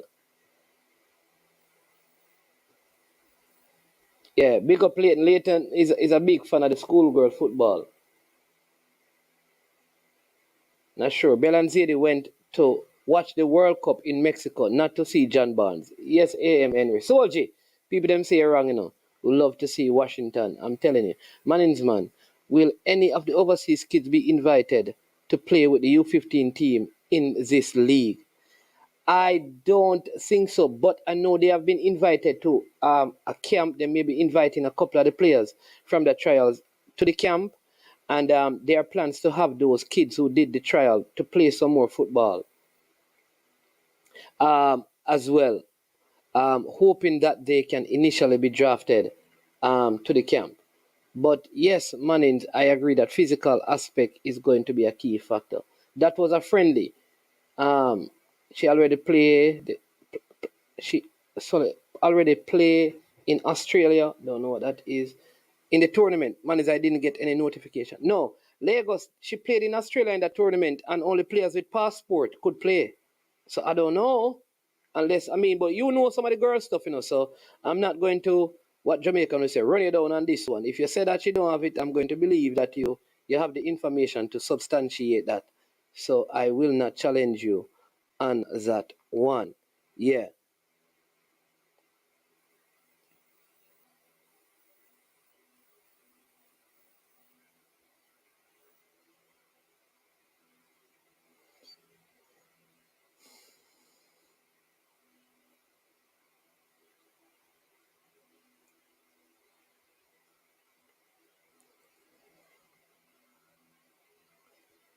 So, what are our chances though of qualifying from this group with Canada, the USA, and Panama? Do you, given what we saw of Panama, I think we probably can get the better of them. But the USA continue to be one of the most dominant female footballing nation in the entire world. Canada, I think we are closer to Canada now, and we may be able to get a result out of that. It is just, boy, I just think we need a strong squad because these tournaments are, yeah, are, wow, very tough group. But for some of you who follow female football, let me know. What are your thoughts? What are your thoughts on this group that Jamaica is in?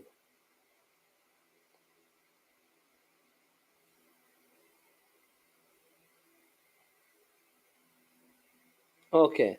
All right, Lagos, like I tell you, when it comes on to the girl football, I know you have the scoop and things. So, yeah, I will trust you on this. He says that she's trying to get it done. I hope she can get it done in time. But we have a caller here. This look like Ard. Let me see. This look like Ardian. Yes, Ardian. Welcome to the show. Good afternoon. Yeah, man.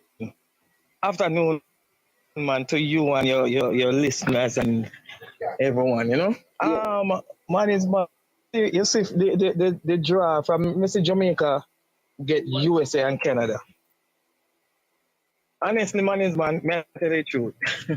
But I want Jamaica go through. Honestly. Yeah. But if you beat Canada, I will put up a fight against US. Honestly, them girls that play, they qualify the other day, them play their art and they have guts. But it got to take more than this money, man. It needs some more pieces. Believe in me, for Jamaica really qualify. I mean, me lie down and me I say, why we have to get always the Jordan come, we have to get them tough match here? Why we have to get them tough match here? Why we couldn't just be lucky and go in the nether group? You know? Because sometimes I think the thing rigged still, but is have the facts to prove that. So, but I honestly believe but you know that the last time Jamaica played them in this though, Jamaica under 20 team beat Canada, the team that had like Jody Brown and those girls. You remember that tournament there?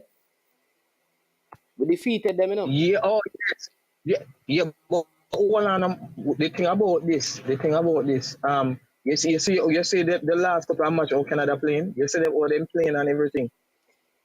Yeah, man. But I think if Jamaica can, because remember some of the players like Mia Mitchell, who was at the last U20 tournament, she had an injury that she hadn't recovered from, so she wasn't in it. So truthfully, the Jamaica team didn't have a few of the players who could play in the team.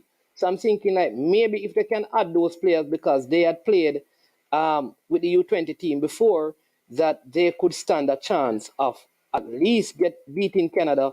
And I don't Yeah. know. I think all of the teams are probably going to So lose to the USA, because that is the USA. so so Jody Brown couldn't play for we. No, How old man. is Jody No, Brown? no, she can't play again. Yeah, Jody Brown, yeah, past that age there now. Past 20? Yeah, man. Eh? She right, yeah. The Yeah. matter about it, the little girl with the play now we seen that side, the youngest the youngest Yeah, one man, that we know was she Jody playing at Brown. college over here, I think. Jody Brown passed the age, man. She can't play. Remember, even the last one last year, when would have been her last. Okay. Remember her last one, they wanted her to play, but I think it was Vin Blaine who was a coach who never allowed her to play. And Jody Brown is a senior in college Okay. now, Yeah. She's in her final year of college Yeah. now. Yeah, man, she's past the age. Yeah. Who missed it Oh, is like Cameron Simmons missed it like a few months, and Peyton McNamara. tell me something, man. Like just like how you have like the woman league in England, right? You have the senior, you have you have the under 20 league that the club them have like Manchester, they have them senior side and then youth side. I didn't hear that. Go again. Okay, so I was asking just as though in England or in any professional league you go you have the senior side and you have the under 20 and you have the under 17 like in England and so forth. Yeah. I'm asking is it same so with the woman team, with the ladies team them? No, so honestly, I'll tell you this now. You see, female football in a reach so yet. In a reach so yet. So even the clubs in the Premier League, our Premier League, them don't have a female team. In a reach so yet. I think it has to get to that place because is schoolgirl football really running the thing, If it wasn't for schoolgirl football, may I tell you, a lot of these things. It's really out of the schoolgirl football, them farm some of the club teams, them and everything there, So it's a little different. The female football, we need to, if we really want to be serious, we have to go spend some time and really look at it because I think we can make a mark in CONCACAF in female football if we really start investing more time and resources in it still. I don't think we have seriously as a nation dedicated the resources to female football. Because I really believe that you don't want it to get to the place where everybody now start do it and you understand me because you're gonna struggle. You want to capitalize right now when you have the Khadija Shah and all of those people in it. And I don't think we have fully capitalized on the opportunities in female football. The thing about this, what I realized over the years, man, you see our local girls under 17, to me, what me view, they can compete with anybody in CONCACAF, to me, I just the experience and the right coach. Believe in me, because Well, boy, I I mean, mean, not say anybody in a sometimes CONCACAF. Me not think our girls them can compete. Listen, our national team with all Bunny Shaw and our best players can never beat the USA yet, you know. More, you understand that, you know. I know that. So, Yeah, so, I know that. so when they say I we know can that. compete in the CONCACAF, you know, is really we have to exclude America from that right now. May I tell you, because even our best senior team still struggle against a USA. We are get some 4 and we are the scoreline there. You know. Yeah, yeah. Yeah, I know that. I was talking about the The 20 U side. team, Although yeah. if any American side, boy, they are very good. Yeah, they are still very good. So there is no pieces that the coach can bring in. I mean, international wise, like overseas and stuff like that. Yeah, man, they can draft In the in. There is Mia Mitchell, there is Zoe Matthews, there's a girl called Egliston, there is Washington, the young Washington. There's Kiki, younger sister as well, and I mean they have to get that. But the truth is, this coach, you know, it is my understanding. It is Lorne Donaldson who recommended him, right? To yeah. coach the team. That means that I think Lon Donaldson is involved in football deeply, you know, so he may even have players who will fit in and get into the team. Now, whether or not, I mean, Okay. I think players in America kind of find it easier many times to get their passport. So I don't think that will be a problem still. I think they will all get it in time. Okay. Big deal, and where you talk about Jamaica, US, hold on there. Which Jamaica women team, women team and male team football match is very close. Which one of the game them close? USA versus Jamaica no close for senior female football, brother. Me never see a close game. Are they senior many matter about, Must man? be Are the they senior senior men many in must matter, talk man. about? You cannot talk from female The side, man. senior many must talk about. So, man is man. So tell me now, like how I mean, if they might identify these ladies, I mean, it will be like, I mean, a passport issue and stuff like that, because you have to bring them into jail and to play with the girls, and you know. Yeah, I think I also heard that the coach wants to have a camp in the USA. So this need Yeah, to happen. This need to happen by next week because it's the 24th. yeah, It's the yeah. 24th. The competition start. So I want to believe that by next week them supposed to start camping and all of that to give us the Yeah. best opportunity. Oh, okay. Well, man is man. I wish them get the pieces together, and I wish them all the best, because trust me, they come far, So and I brother, wish them all the hold best. I on, let wish me they go ask you, all the all of the way. I people them wish are it calling springs. from. Yeah, all the people before you even do that, you know. You got the Gold Cup, sir. You know, so I want to do that. I want to do that with my friends, them, you know. Okay, all right, sir. Yeah, man, I want to do that with my friends, them, man. Trust me, man. All I right, want to do that. I want to go support. I want to go support my team, man. Trust me. all right, sir. We're gonna do the Gold Yeah, Cup, you know. man. So make Bless. sure we see you at the Gold Cup, you know, sir. All right, my boss. No say a word, man. All right. All right, Yeah, sir. man. All right, RD. Yeah, man. Bless Yeah, it. man. Yeah, Yeah. man. Bless up. All right. That is RDN. All right. Yep. That is RDN right there. Right. So it will be tough, but I think if we get the players, I think like I said, we have a good shot. It will not be easy, but I think, like I said, if we get the players that I have spoken about, it would give us a good opportunity. Yeah. Yeah. Sarah Simmons. Sarah Simmons.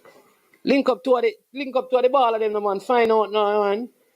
Can't get the scoop on Washington, see if she ready. Is sir. And which are the under 20 out there that yeah. Yes, a little. Maya is already okay. All right. Maya had a little knee injury. She hadn't um yeah, I hope she has fully recovered. Yeah, because that's the reason why she never played in the earlier stages. Somebody was asking about Christian Brathwaite. I don't know. Christian Brathwaite's situation is very strange because from the time me and those girls, she wanted to be a part of the U20s, right? She was looking at her Jamaican passport. All of a sudden, remember now, because so that, and this is part of the thing, but I don't like, you understand me? I think that they could reach out, but maybe they don't want to. I don't know. But I'm saying that at that time, her father felt like she could have made the Jamaica national senior team. This is with Drew Spencer and the Bonish and all of those guys. But and that she was going to be in the American pool. We haven't seen her yet representing America, but they don't want they haven't turned up for any of the youth tournament in Jamaica. So to me, it looks like they want her to play. I don't know for the senior team alone. I don't know if that will work. London as a coach, and I am sure that if the person was you know, yeah, as good as if they say Lauren Donaldson would have called them up still. I think he's a good enough coach to have given them a call up. But tough group, but I don't think it is impossible for us to qualify. I think we need to get the girls together. Coach, you Bradford, yeah man, get the girls together now, man. Well, go on, get the girls together. Get the girls together. The girls need to be together early, early. Yeah, you understand me? Girls them need to be together early, early, early, early, early. To start preparing for this tournament. People who don't have a lot of time, so you need to. Oh, hold on, Fresh God. Who they here? Jason, always stay up on the likes them. Because the people them not want to like the video. Not want to drop a super sticker, not want to drop a super stop chat on Friday. You understand me? You know.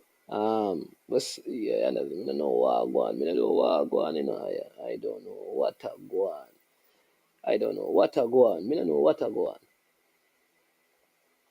So all of the people them in the states, we as a talk, make sure that you make it for the Gold Cup, Start book your time and thing. All right, the bus crash in Guadalajara was on their way back to their hotel after the match in another city. They were here to watch the entire World Cup to get some ideas for our Jamaica program, not one player. You're right, A.M. Henry. You're absolutely right, A.M. Henry. Yeah, man. It's a parish league. I mean, what are you talking about? She's talking about Zadie the Zadie situation. As to why, I think Soji was suggesting that they went to watch John Barnes, and she said no, they didn't go to watch John Barnes. They did not go to watch John Barnes. They were attending the World Cup. So she's right, man. Soji, you're right. Hey, Soji.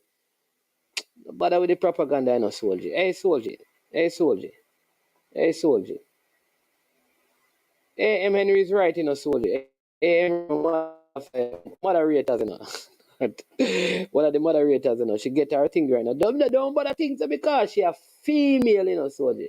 She don't know the thing, Soldier. She know the thing, Soldier. So watch yourself, Soldier. If you snooze, you lose, You understand me? More you understand that, Soldier.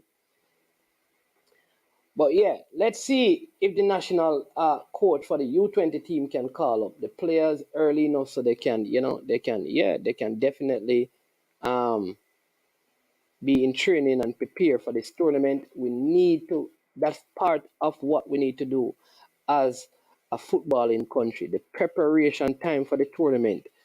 That's why I like what John Wall said that he's doing. Recently, John Wall, big thing where he decided that let's start getting our under 20s together. Yeah, DB, bless up yourself. Thanks for that. Really appreciate it. Really appreciate it. Super sticker. That is what 6. We still have a lot to go, but yeah, Cataract. Where is Cataract? Can't hear from Cataract, Cataract say have a doctor's visit. Man, come in the comment section and start tell me that this person and that person, and understand me, have passport and him can't tell we are who.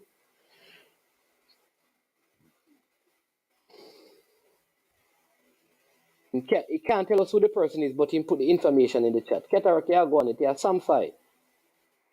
That's why the man beat up on the spelling, you know.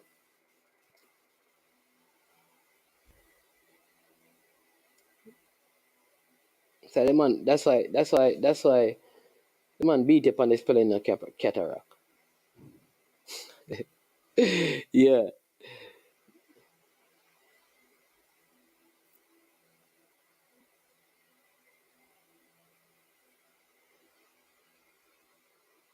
yeah. I think the camp is set for the 16, and that's not good enough. Whoa.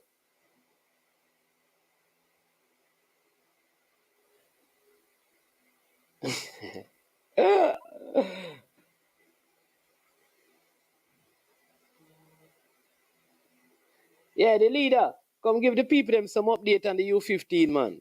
You're ramping the thing, you know, the leader. Now you are on the Casafa team. Now you're the boss. Just want you to know that um, the elite SDC will play Yalas All Star.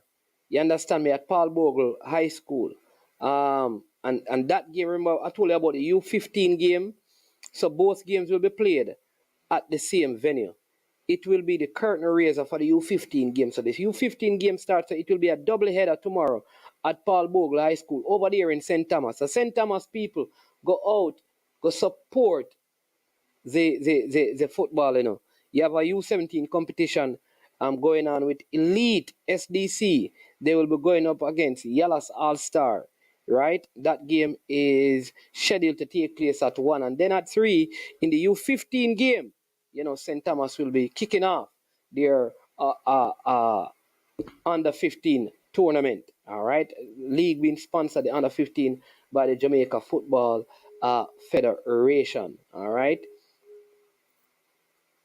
Yes, a cataract hiding. I don't know what cataract hiding. Cataract, run out. Instead of running away, man. Run out, no cataract, man. Man, I don't want to make no mistake, you know. Man, I stay far from trouble. Don't want to make a next mistake, yeah, man. Me understand the thing, yeah, cataract. Don't worry yourself, man. Don't worry yourself, cataract.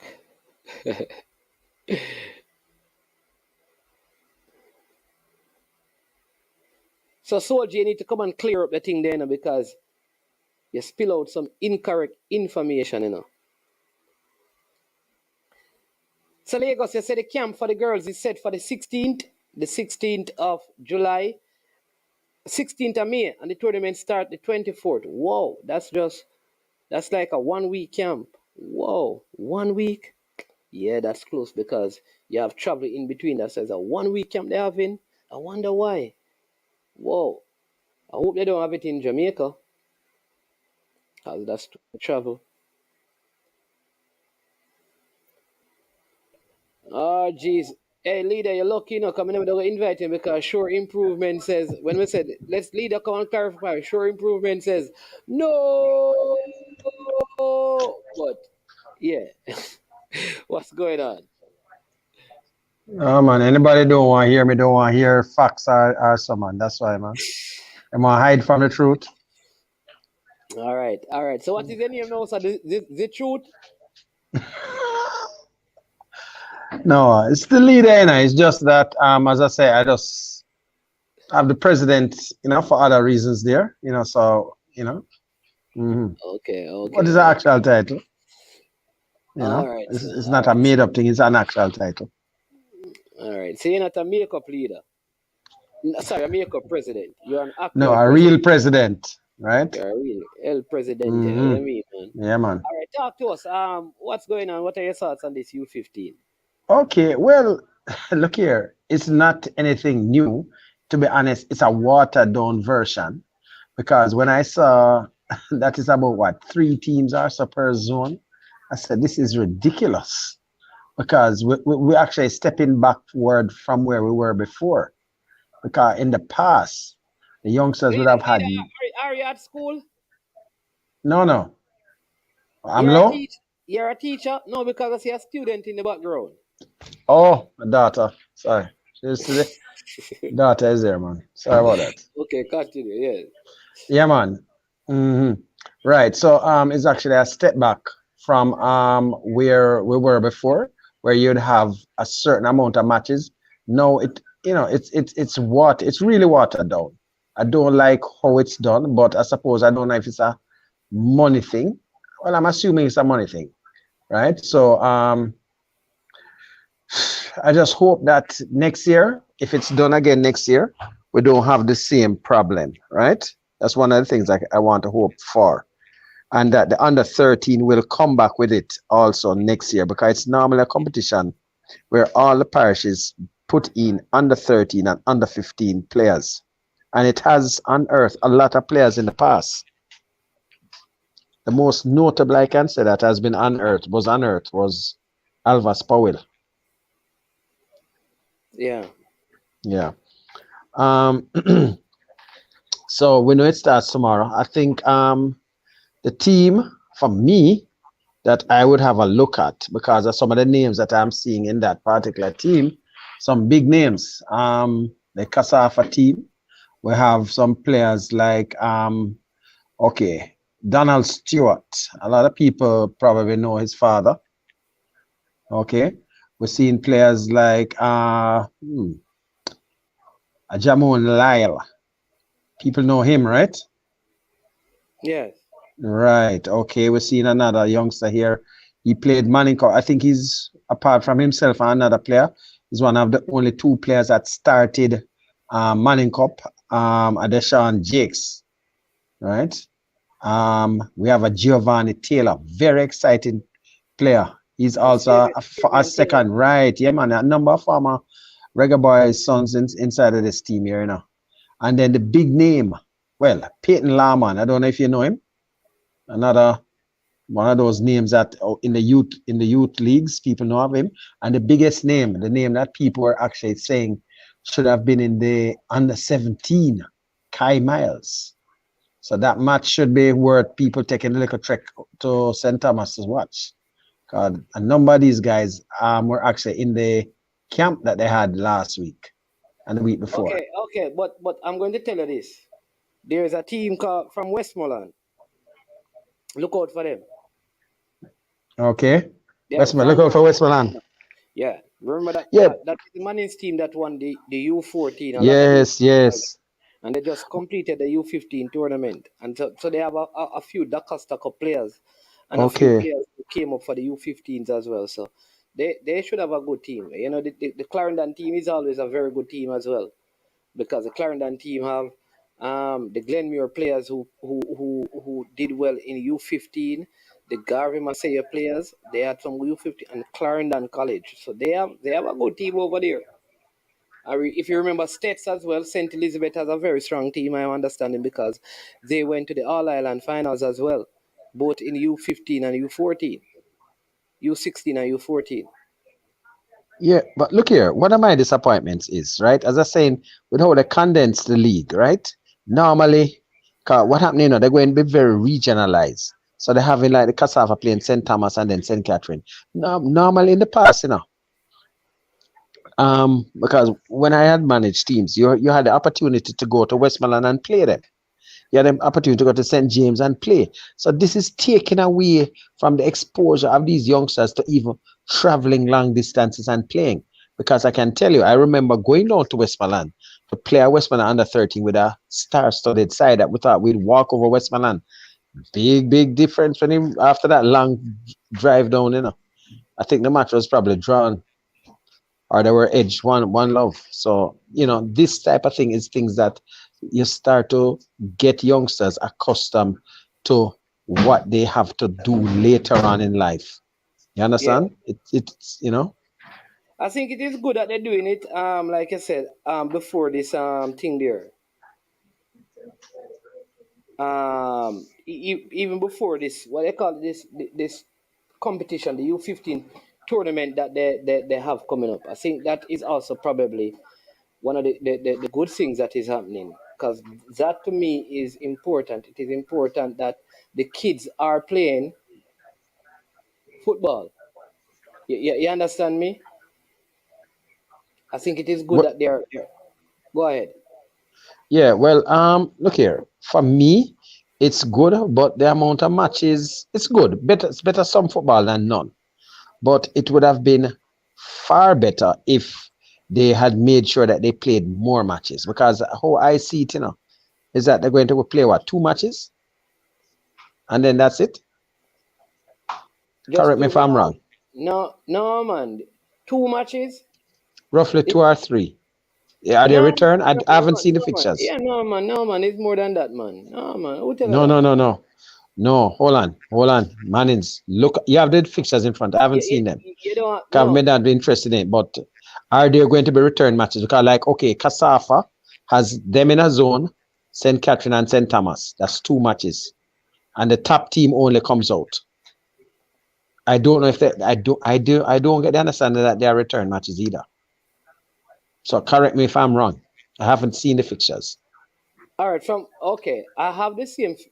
So, all right. Let me just do this. Let me find the fixtures. But I don't. From what I'm seeing, it looks like there will be more than 2 matches. So let Yeah, me look, correct me. Yeah. So let me get that on. Yeah. Let me get that on. 2 matches before you reach the next round, So that meaning the teams, you understand, 2 or probably 3 for some teams. In the preliminaries, I'm looking at, not the overall thing, just preliminary. All right, so I'm going to, yeah, man. I'm saying that I am going to get it. Hold on. So the fixtures that I have, let me get it right here. There we go.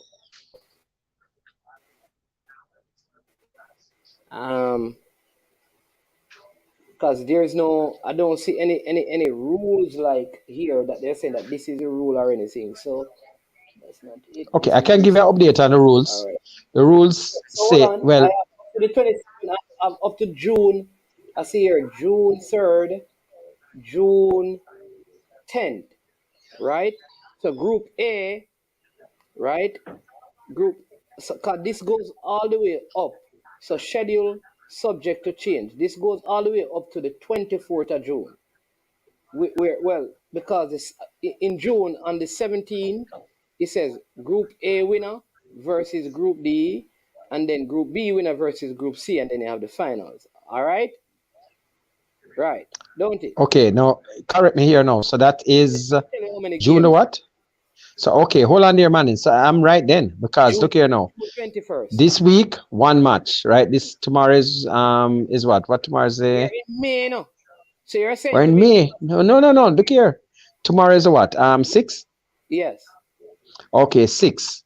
Then the next one is going to be on the 13th. That's 2. Then after that, the next one would be on the 20th. Okay, Yeah. of May, right? 'Cause if you have 3 now, and then when it goes up again after that, when is it? Then you have the 27th. Casafa versus St. Thomas as Barbican Sports, May 27th. Oh, okay. And then Then what you have after that? versus St. Catherine on the 31st.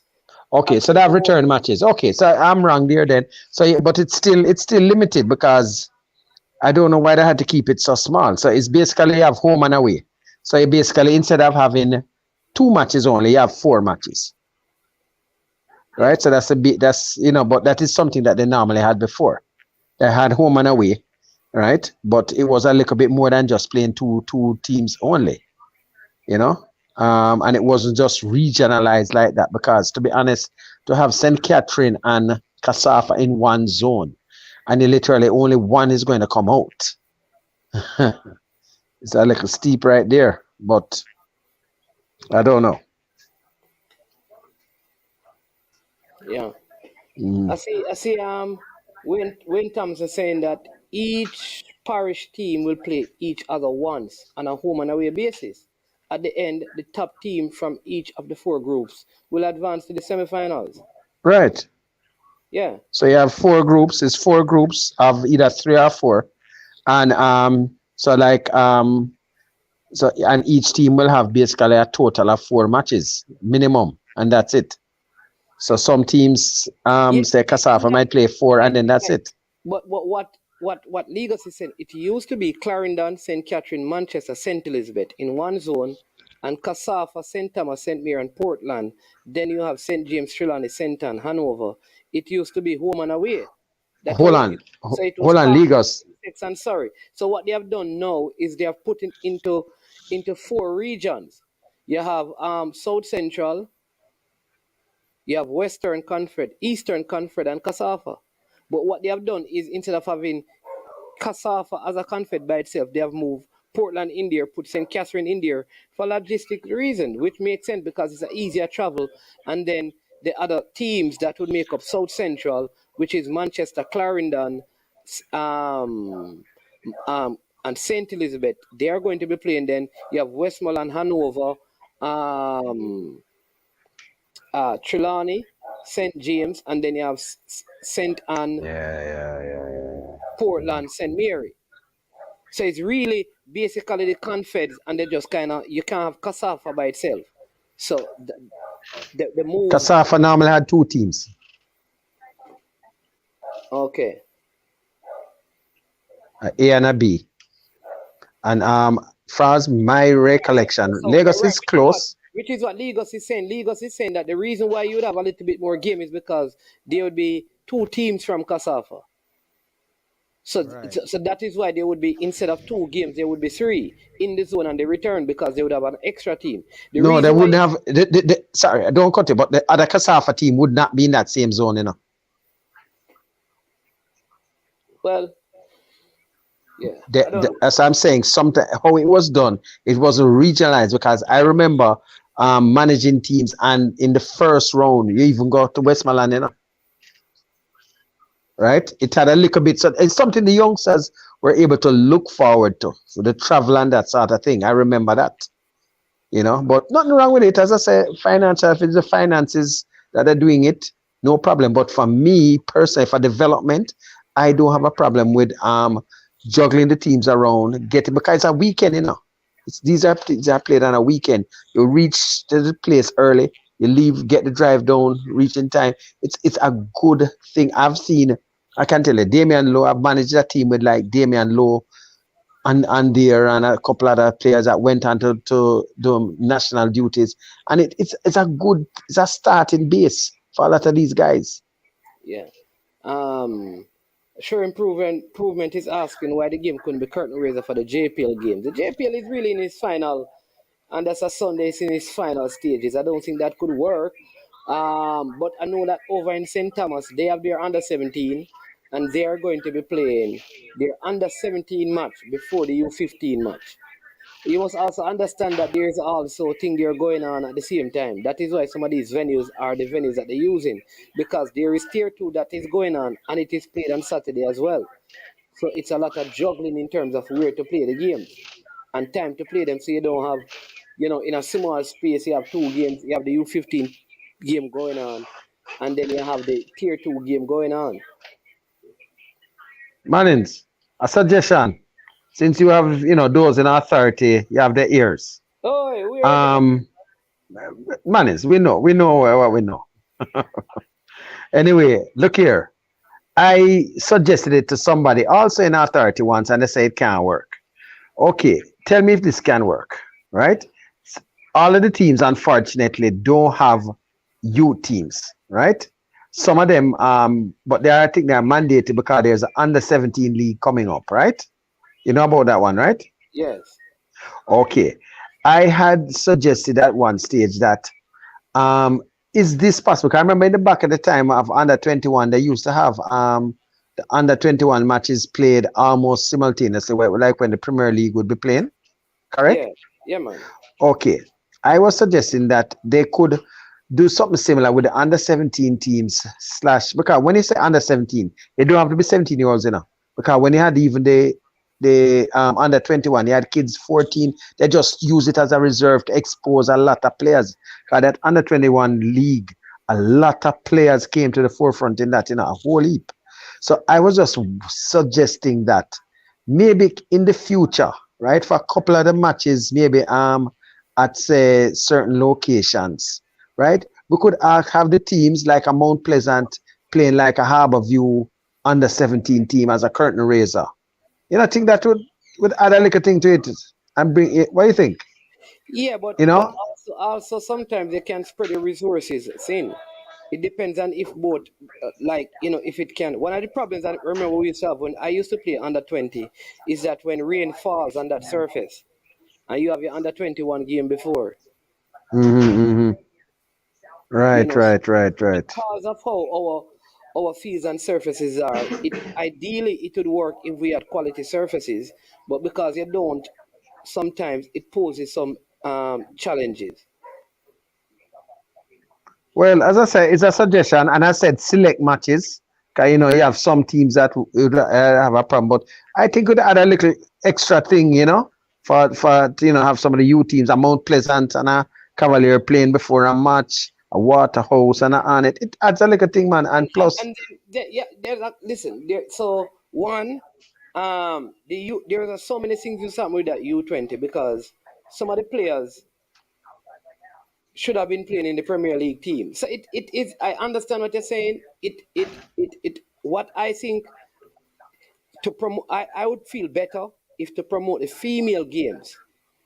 ah, All the that clubs, could go. female teams, and you put it before the JPL games. That I believe. I think the under 17 can carry its own crowd. Hmm. But The what I female, say that makes is, sense. I think the female game, you'd get female fans coming to watch the female game, and then they start watching the male game. You'd have male fans coming out to watch the female game, and they watch the male games. I think I'd love to see that effort more on the female side than with male football at the junior level. That's just how I see it, which would mean that all the Premier League clubs should run a female team. I love that idea, you know. That idea even better than the one I have because, to be So honest, yeah, the female league now, I think it's only one Premier League team has a women's team, which is a disappointment for me. You know, and I don't really watch women's football, Selena, but to be honest, boy, I don't know. I think it would have been good, you know, to have something like that and make it even mandatory for some of those Premier League teams because how we expect the game to develop. It's just like we at the youth level. A lot of the various Premier League teams don't have youth teams because look at the St. James. I'm looking at the St. James under 13 league and under 17, and I'm seeing schools and other sort of little things. I don't see. I want to go and say a Montego Bay United at under 13. yeah, You but no, understand? no, no, no, no, no, no. Montego Bay had. All right. So what you find is that Montego Bay had their U15 and U17 tournament, Westmoreland had a U15 tournament, and they had a U17 tournament down there, But you don't follow all what I'm No, saying though. And Mobile United had a team in there. they did with the name Yes, Mobile United yes, in their with that competition. name. Eh? Yes, yeah, Oh, because I follow some of the leagues, most of the time, the youth leagues especially. But and as I said, I really unless it's a yeah. now But and what you again thing. understand is that also that they can partner. Like it may not be profitable to run Mobile United have a under 20, under 17, but you can partner with a team. You can say, no man, like Arville Powell can sponsor a team, Gears, and know that listen, you're playing like play these players and they play, but they're actually the pathways that they'll transition to Mobile United. I may not have the resources in terms of hiring coaches and all of that to coach and run the team, but the team can be under my portfolio as a part sponsor of it, which is what Westmoreland did. So what the Westmoreland League did is that they had teams like in the communities, but a lot of those players will end up playing for Reno. Yeah, but I'm not talking like that. You don't understand what I'm saying. Look here, it's okay I no, but I know in what you mean. Kasafa and But Portmore side. yeah, but what Yeah, I'm saying though is uh-huh. that yeah, you guys always using like the problem I have with Casafa is that you guys operate and think in a vacuum. When the man in Westmoreland goes and asks the bank down there to help his under 15 team, he says to him that we can't. So they have no money to run under 15, under 17, and under 20. And all the corporate entities, for the most part, so them give all the money to the teams at the head office in Kingston. So where do they get money for run? You senior team, under 20, under 17, where do they get the money? And we keep saying Kasafa as if we don't know that majority of the companies in Jamaica tell people outside of Kingston and St. Andrew for the most part that they have given all of their resources in sponsorship to teams in Kingston and St. Andrew. So they don't have anything to invest in no football in Trelawney. They don't have no money to invest in football in Westmoreland and Hanover because their banks or their supermarkets or whatever already give to the places in Kingston because that's where the head office is. That is a reality of the football that we ignore when we talk about what's happening in Kasafa. And it is not the clubs in Kasafa's fault. I'm not blaming them, but that is the reality that we are in. Mannings, let me tell you something. I think some people have a myopic view that they're not looking. Let me tell you something. You know, one of the things that a lot of those, all the parishes, they are, now, sir, look here. Let me tell you a thing. How I see it, you have some parishes, unfortunately, that really going to have an issue. But as far as I see, there's this western belt there between Hanover, right, Westmoreland, right, St. James, that, you know, St. Anne's, that why don't the amount of tourist-related entities that are there, right? Let me tell you something. I'm going to give you a little quick casting, right? To get a full set of gears for a U team can run you, and if you include a couple pair of boots, $100,000, right? Okay. So let me tell you something now. For say under 13 team, and most. So if you're going to tell me that approaching any one of those entities that are there from, and a lot of them come from Spain, wherever, and so they, if one of them, right, one of those big hotels was to say, okay, we're going to sponsor this Lima Academy team, another one going, come on, man, hey, if they were, I think 200,000 is a drop in a bucket for them, you know, not even a drop. Listen, man. Do you know that Mount Pleasant is in St. Anne? Yeah, but you can't use, yeah, I know that. Which one of those hotels sponsor Mount Pleasant? They are the biggest. They are the biggest one. They are marketable, and you don't see any of them attached to them. Why do you believe then? In all of the years you have been seeing it, you have never seen one of those entities. If Mount Pleasant is the biggest one, and they are not even doing it for Mount Pleasant, why do you believe that after all of these years, they are going to partner with Lima? Explain that to me. Okay, hold on. Let me tell you something, right? I've managed a number, well, at least 2 club teams, right? And I can tell you, right? I remember the other day, about a week ago, a young lady called me from a place in St. Catherine, asked me about assisting re-sponsorship and so on. And I told her, when she told me how much the gears would be, I said, come on, baby, that's a small amount. You can get various individual, not even companies, you know, just businesses within your area to put together, and you can fund it. So look here, I have seen in the past, right? It just takes a little. You just talk about hotels. Me ask you a question about hotels. You don't answer. Hold on, you don't answer it, and you're going to small businesses in communities. No, but hold on, I get it. I don't want to stray too far from it, you know. But what I'm saying, right? Have they actually went to them with a plan, not just come, give me a money, get your thing together. Let me tell you what, sometimes some businesses prefer.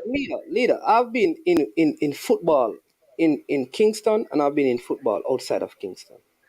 And I will tell you, if you believe that in over 30 years, all the football administrators in rural country just go to people and beg money without having a plan, you are myopic. So if you think it's because Wadada and Reno and Village, and they just walk up to people and say, beg you money, why they don't have any money? If you believe that all of those teams, the Valley Kickers, the Volvo, Star Cosmos, Household names, all of those things, Highgate, if you believe St. George's, that the reason why White Horses, Port Morant United, if you believe the reason why those clubs don't have any money and some of them are not Black Lions is because them used to walk up and beg people money without no plan, you're fooling yourself. Well, boy, all of those clubs in here are some big household names. Some of them I haven't heard of for a while. But I can't. To be honest, boy, I would have loved that challenge to take on even one of them because. Recently, Arville Powell did a video where he sang, I think VMBS or Sandals, one of those places, for sticking with football in St. James for a very long time. I am saying to you, there was I think, I don't want to call a name, but St. Anne football used to be sponsored. Whatever happened, the sponsorship with the president. But for many years now, there has been no sponsor for the league. In fact, the Westmoreland under 15 competition, it was sponsored by somebody new, fairly new company, DTR Foundation. It is a foundation. So when you talk about the hotels and all, I'm telling you, you tell me one, I don't want to call. Tell me if you see one major entity where you see Rio, Pegasus, Secrets, Spanish Court, let's call some of them. Bahia, Grand Palladium.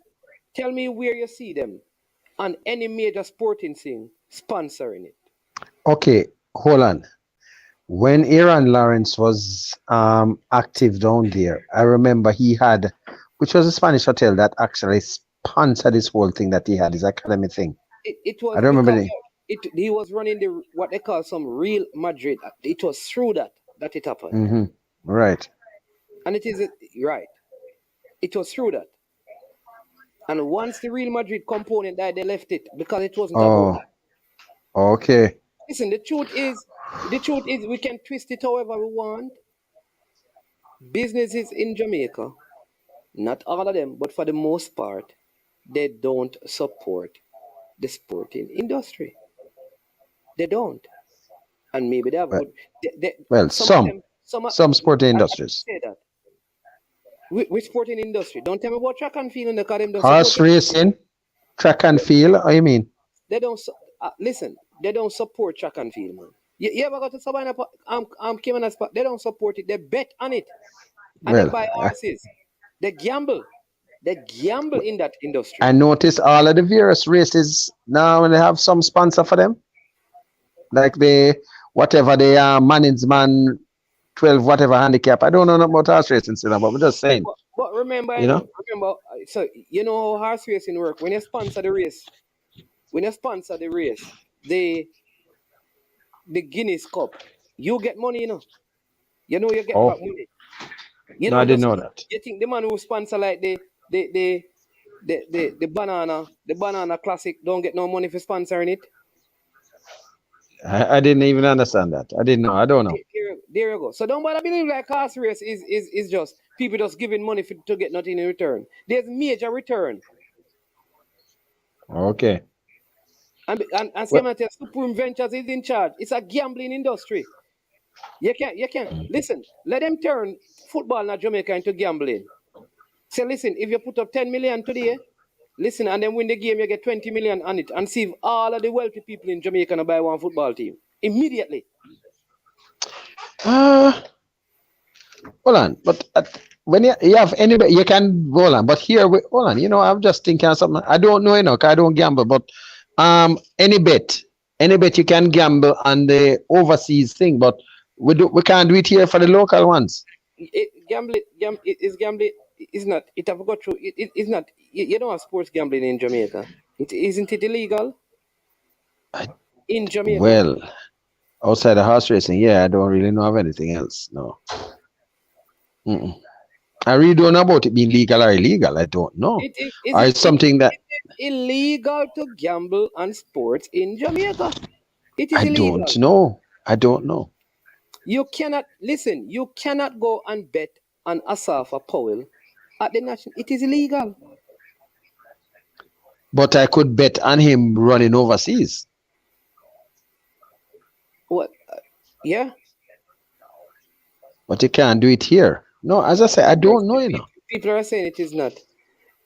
People, gambling on sports in Jamaica is not legalized. I'm talking about Jamaican sport. You can go and buy on Chelsea and all of those things. You can. I'm not Overseas. talking about horse racing. There is no legal way in Jamaica to put down $100,000 on boys champs, saying that Nkrumah gonna win the 100 meters in Jamaica.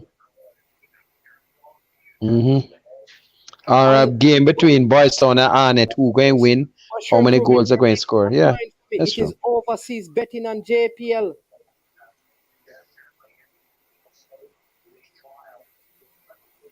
It's overseas betting on the JPL, not Jamaica. So hold on there, Mannings. So when those overseas entities bet, because I'm sure I've seen it, when they bet on the JPL, where does that money go? The JPL get money.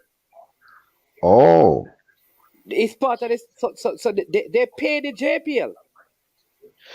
so I can't hold on there. Just help me out with something here now. So can I go there and say, okay, I want to bet on result of Mount Pleasant versus Dunby No, you Olin? can't. You can do that for England.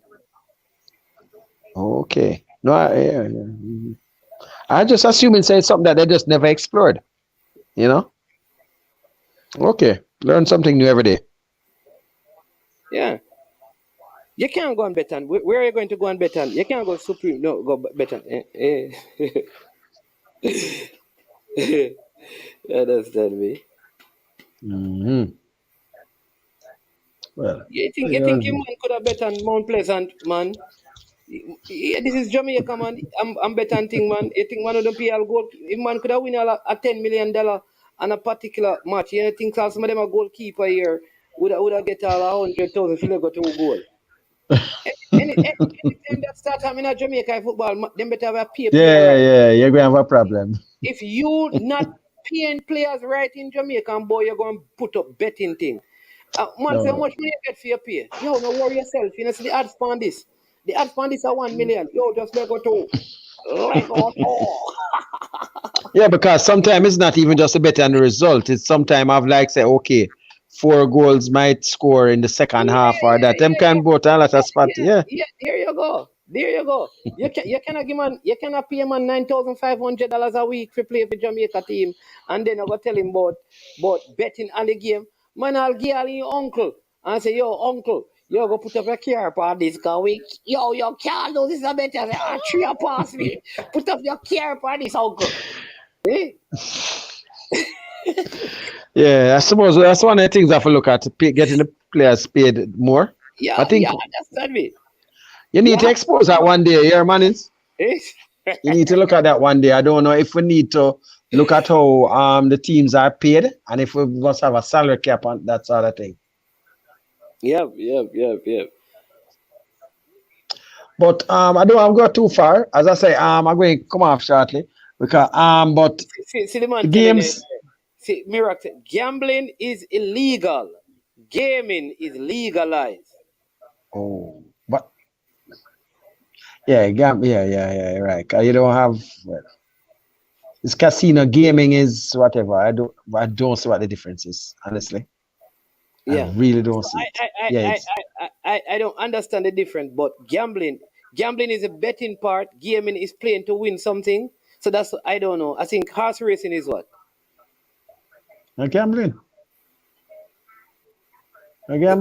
Oh, hey, let me tell you something, Rob. One thing with me always tell people this. Anything me bet on, and me control it. Me now put my money. I mean, I know people better than us, you know, because listen, horse now have a lot of sense. You understand me? Horse can decide, say they come out of the gate. Me no do that. You think me could have really take up my money, but me I go bet for a man where miss half and goal themselves to win game. Me not do that. You mad? Unless me I go play and me I get the opportunity to score.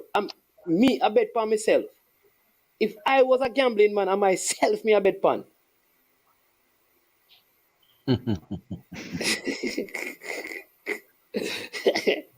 That me I tell you, anything me not control me, I ain't betting on.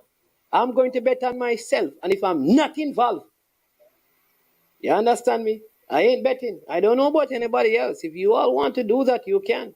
But as a man and his house, and myself, me bet pan. Well, that's the funny thing is though, when you look at it, is gambling the gambling is one of the bigger things that fuels like in England, and yet they're going to penalize players for gambling. Well, you know. Yeah, you might say betting on yourself. You might say betting on yourself is illegal. Check Ivan 20. Yeah, I know that thing just never makes sense. They are there every day, and the thing is You're right. right in them face, and them, You're right, if, military. You're right, military. But you can't bet on the teams, man, in Jamaica.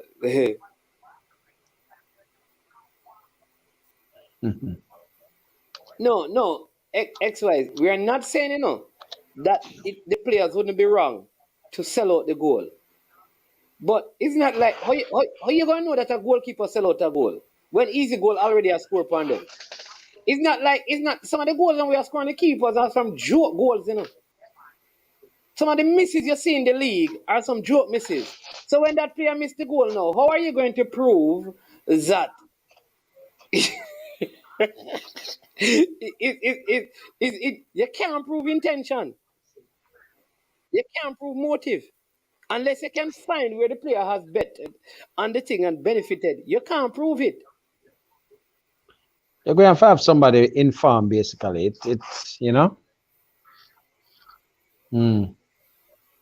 They have to do the organization. The hotels in St. Anne used to sponsor the Hotel Cricket League. The main people behind the plan was you, me, and Walker, Spratt. And here's what. You see, you're missing the A.M. Henry. The hotel sponsor what they are in. That is different.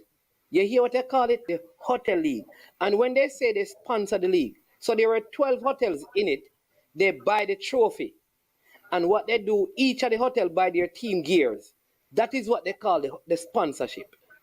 What we are talking about is a hotel giving a club money to take care of some of its expenses. They generally don't do that. That is different.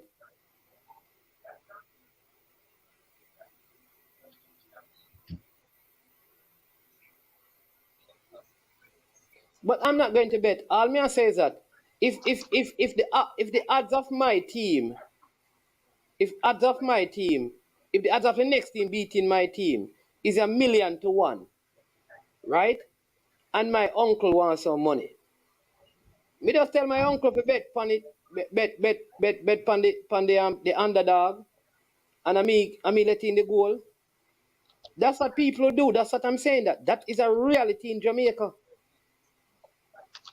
Yeah, And then because even and him just said to him different, yo, pass what the ball to me, and yo, just pass what the ball to me, and you don't know, say my uncle will get $1,000,000 out of this.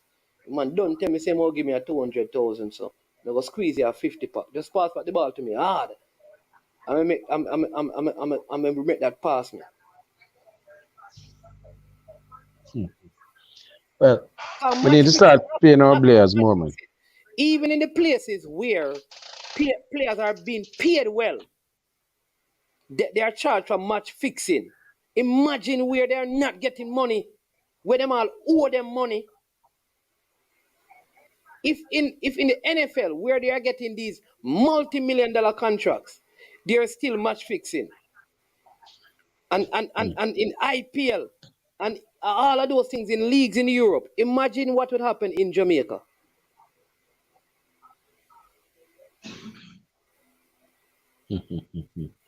Yeah, man, the integrity of the game will really go right down, man. Yeah. Yeah, Anyways, President, I have to leave. yeah, man. We talk, sir. Yeah, I'll give people. you a report on how the teams look under Yeah, 15, man. sir. Yeah, man. Yeah, Much man. respect. Hey, people, listen. Management have to run. Yeah, Syria is a big example of that. Hey, management have to walk. You understand me? So I have to run. Listen, but big up. Thanks. Really appreciate it. They only hit the 20 super sticker, but we get some super stickers and some super chat. We appreciate that. We appreciate all the likes. We appreciate all the subscription. We appreciate all the shares. We appreciate all the questions, all the discussions. To every single one of you, have a blessed weekend. Live good, stay good, be good, speak good, walk good. You understand me? Do good. I am Manning's man. This has been I Am Sure Sports. And when it gets to this point of our show, we say we are over and we are O-U-T. Oh, there you go. Boom, check it out. I don't know it's Jason. I'm a represent for I Am Sure Sports. For the latest news and updates, check out I Am Sure Sports. Make sure you go to the YouTube channel, subscribe and share. Jason representing I Am Sure. I Am Sure Sports.